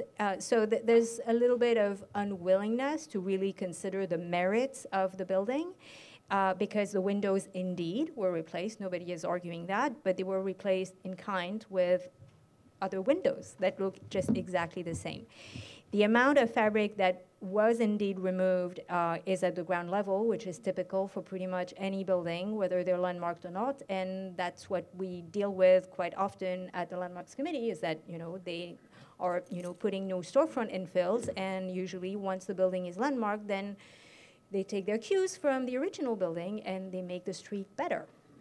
So the whole rationale for LPC to say, well, you know, the windows were replaced, so we don't think so, is not an argument that we can really seriously hear, and therefore we are on record specifically for this building. The committee felt very strongly that it should become an individual landmark.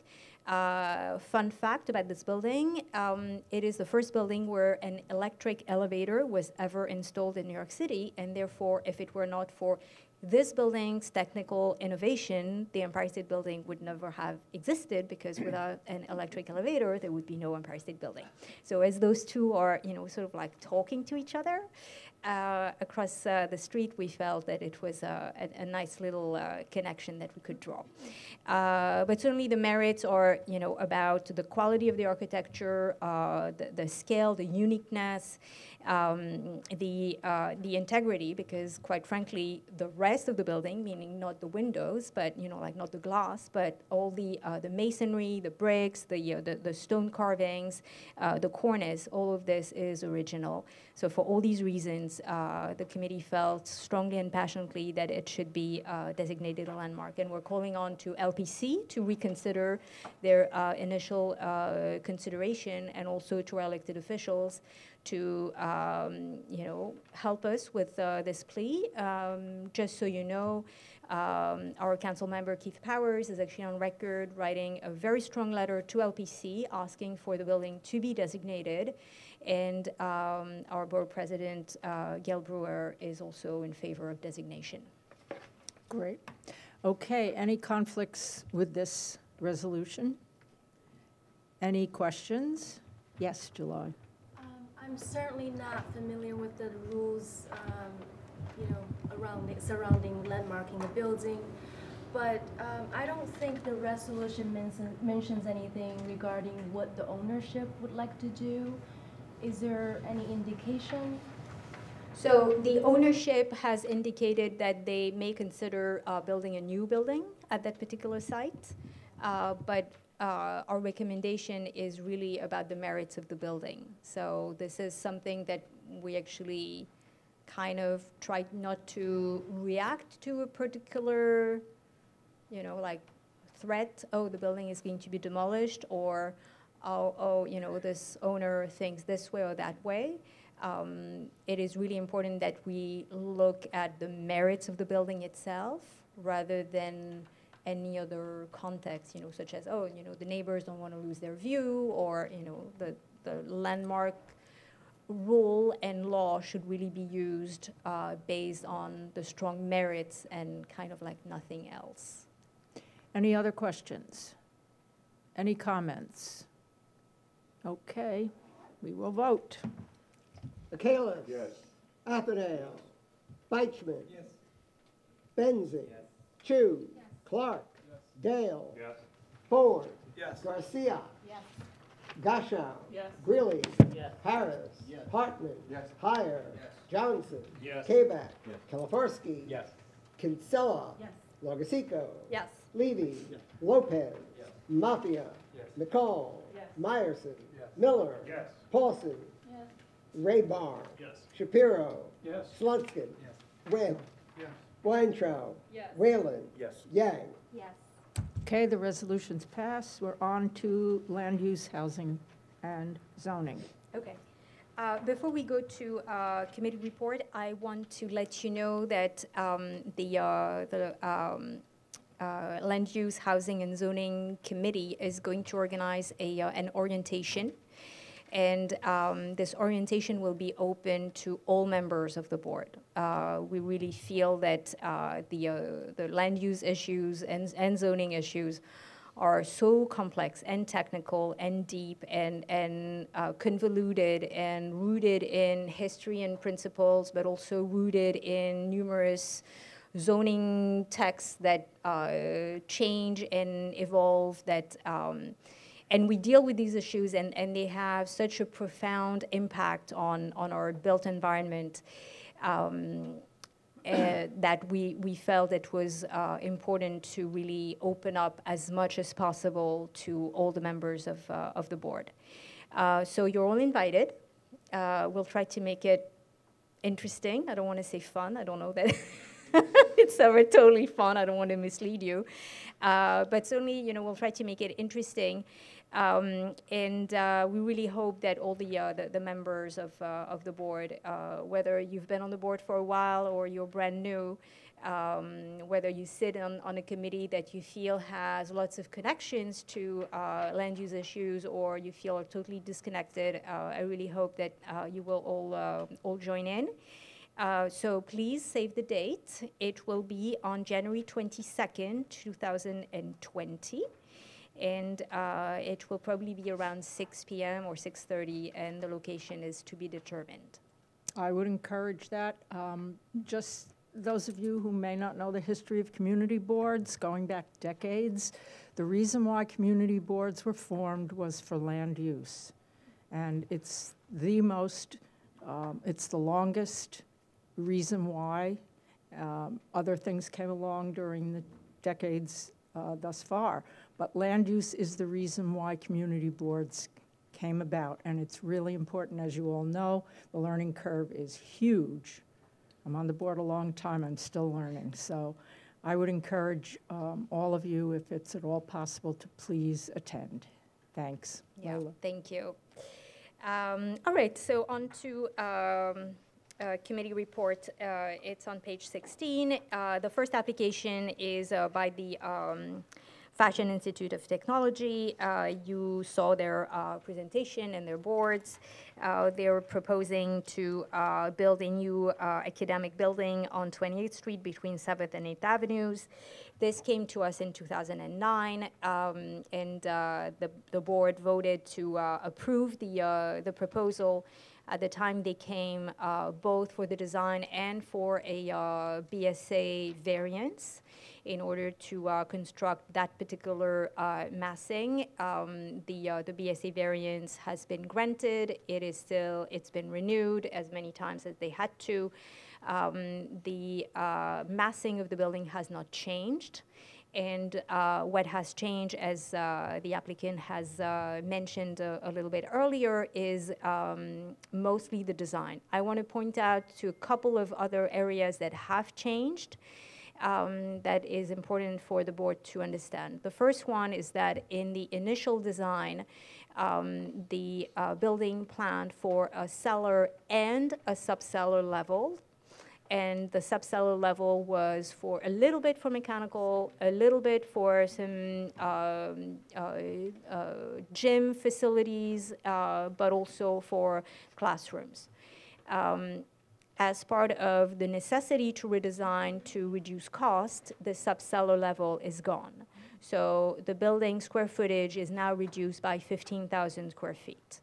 The other change that is part of this redesign is that initially the building was going to have a green roof, and now this new redesigned building no longer has a green roof. What is important to note on that particular front is that they are building a roof that can be easily retrofitted to accommodate a green roof. So eventually when they get the funding, they will install the green roof. FIT has a number of other buildings as part of their campus that do have a green roof, and they're committed to that. So eventually, once the funding is in place, and we Community Board 5 can certainly advocate for more funding to that goal, maybe in the 2020 budget or in other venues for their 5-year capital plan, we can certainly advocate for that. The retrofitting of a subcellar is obviously not going to happen, and this is a permanent loss. So this is something to keep in mind. So the resolution reads that we are in favor of the redesign. Overall, we felt that the proposed design is good, is slightly different from what they had envisioned, but not that different. It is still very much the same aesthetic vocabulary. It is the same massing. It is the same bulk. It is the same height. It is the same programming. We were pleased to see that they retain the concept of a sort of atrium that basically keeps the vista onto the back facade of the Feldman Center, which we feel is a beautiful feature of the existing building that has its entrance on 27th. So we felt that that was those were good design elements. So we're saying that we approve this proposal, but we lament the loss of those 15,000 square feet. Okay, any conflict with this application? Any questions? Yes, Mike. Layla, the loss is 5,000 square feet or 15? 15. Does it say 5 anywhere? 5 on the notes. What line is which that? line? At the bottom of page 16, last 428.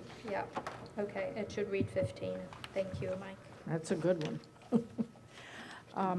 I forgot to ask you this. Do they come back to us at a later date? I'm sure they will have to, because but this is our opportunity to weigh in on this building. Okay. They're not coming back for any other action. Basically, this is in front of the Public Design Commission, and once they get the approval, this will complete the approval cycle to go ahead with this proposal. Yeah. Okay. So this is our opportunity to weigh in on this building. Okay.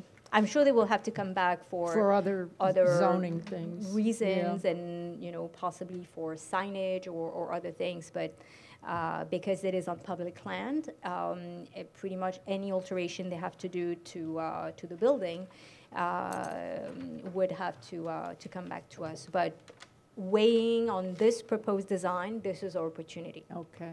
Any questions? Any comments? Okay. So Are you bundling? if that's okay, yeah. I will Okay. bundle Okay. all 3 items. Okay.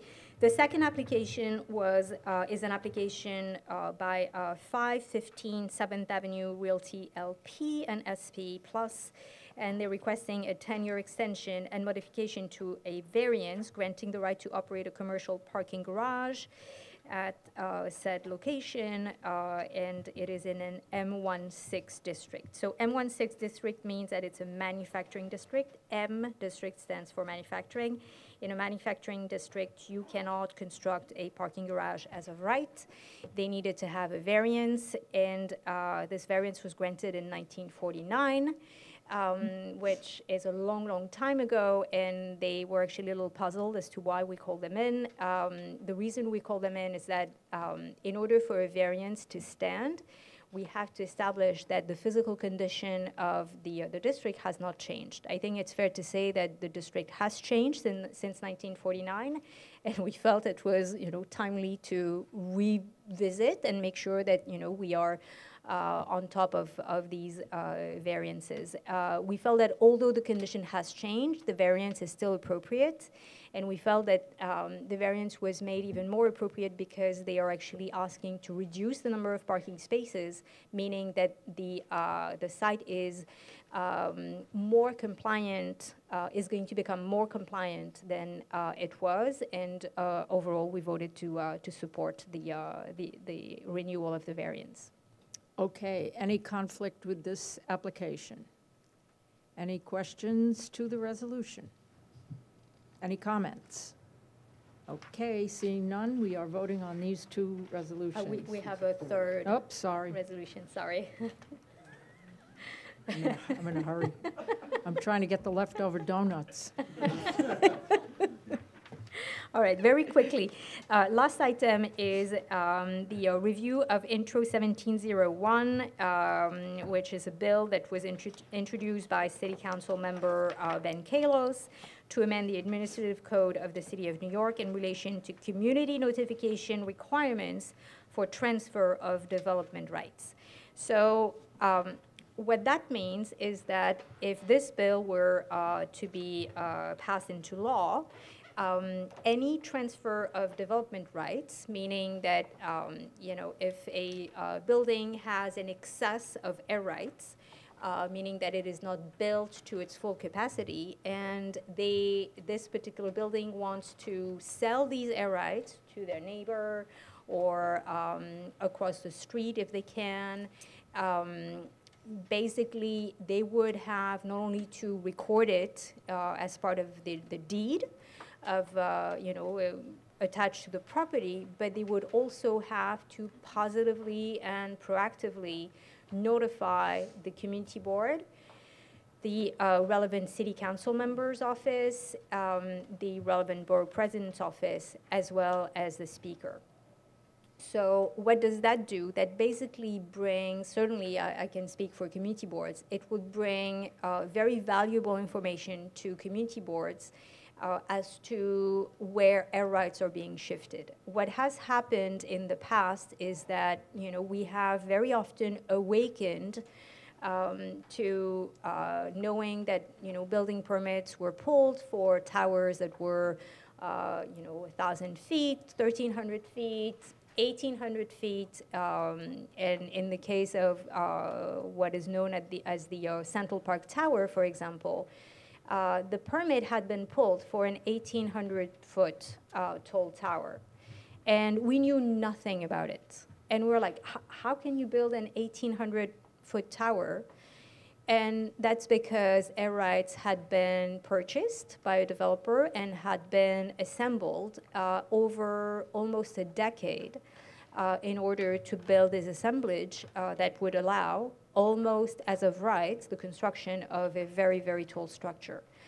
Having a better sense of how those air rights are being shifted and how density is being moved around is going to be a very useful planning tool, because once again, planning and predictability are important concepts for what we do. We need to know, we need to figure out how this density is being used, where it's being shifted, so that we can better understand what's going to come to our districts. So this bill would basically compel developers, property owners, to disclose this information. It is not the perfect bill. This is not going to, all of a sudden, solve our issues with, very, very tall buildings and density shifts, but it is certainly a very, very good first step, and the committee felt that we should support this legislation. A unanimous vote also. Okay. Any conflicts with this resolution? Any questions to the resolution? Any comments? Now we can vote. All right. Thank Yang. you. Yes. Whalen. Yes. Weintraub. Yes. Webb. Yes. Slutskin. Yes. Shapiro. Yes. Raybar. Yes. Paulson. Yeah. Is that a yes? Yes.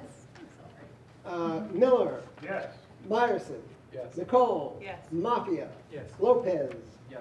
Levy. Yes. Wabasico. Yes. Kinsella. Yes. Kalafarsky. Yes. Quebec. Yes. Johnson. Yes. Heyer.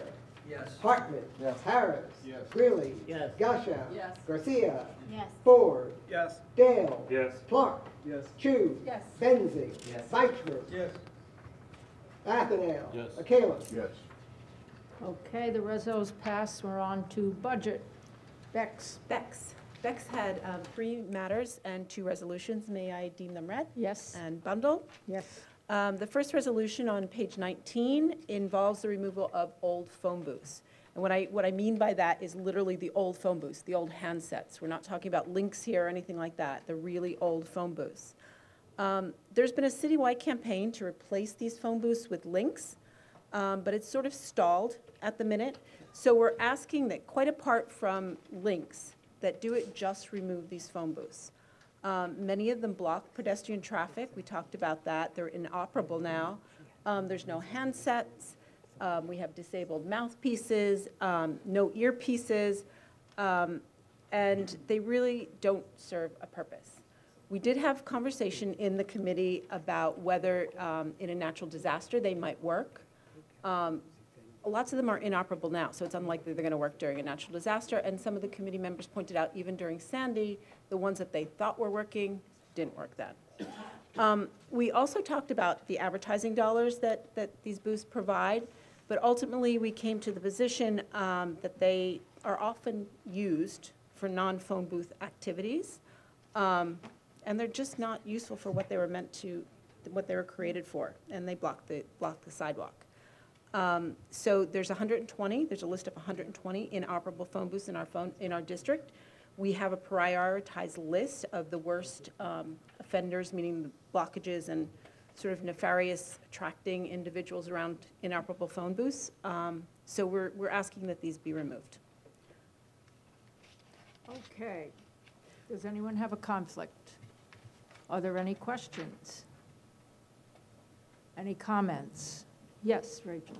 I want to propose a friendly amendment. I think we discussed at the committee to include an ask to get a timeline. I know we call for end of year, but of 2020, but if that doesn't happen, a timeline of when we expect them to hear. Absolutely, we could do that.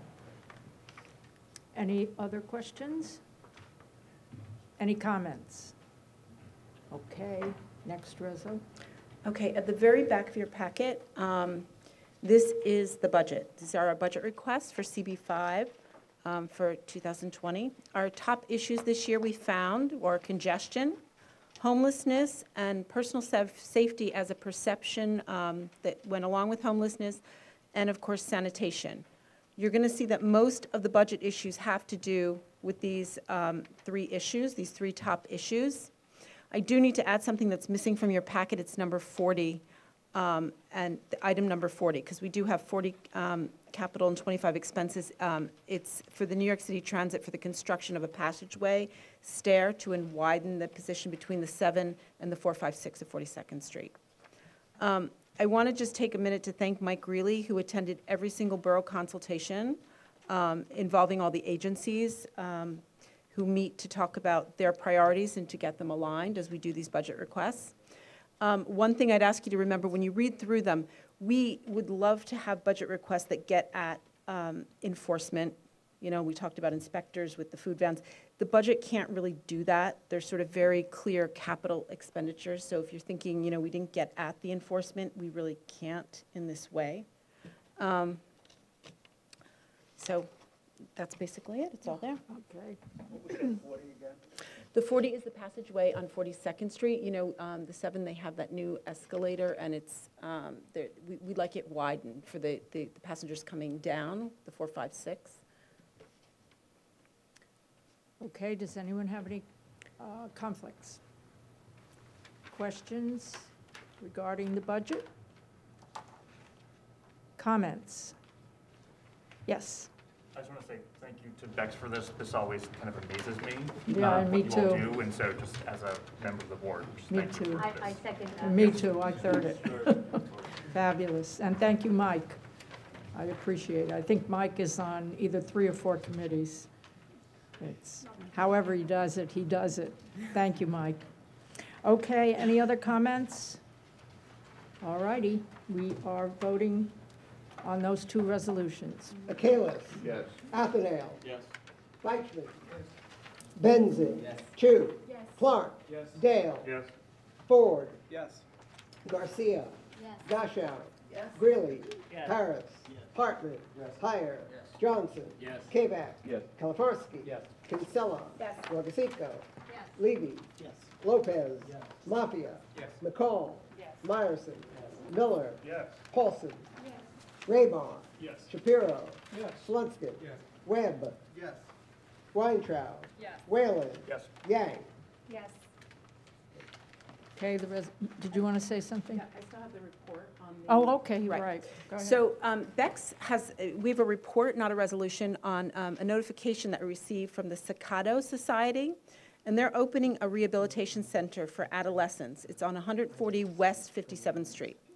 And just to explain and give you a little bit of background, the Office of Alcohol and Substance Abuse Services, OSIS, OASIS, I don't know how you say that, OSIS, I always think in my own mind, OASIS, requires that anyone opening such a facility inform the community. And the usual way that they do that is they reach out to the community boards involved. Our response, we don't necessarily have to support their notification.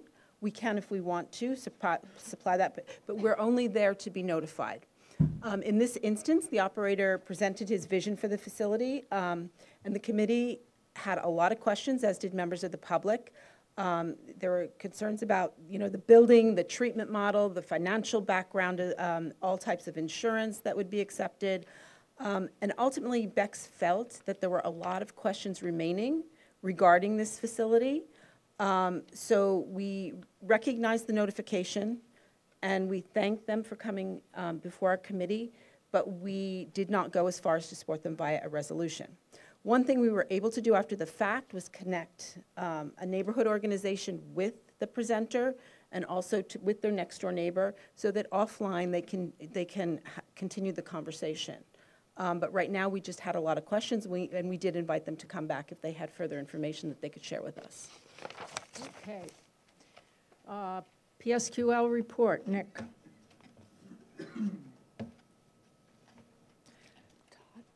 The only thing I want to report regarding PSQL is that we are hearing the report of the Broadway Corridor Task Force at our next PSQL meeting, which will be on Wednesday, October 30th.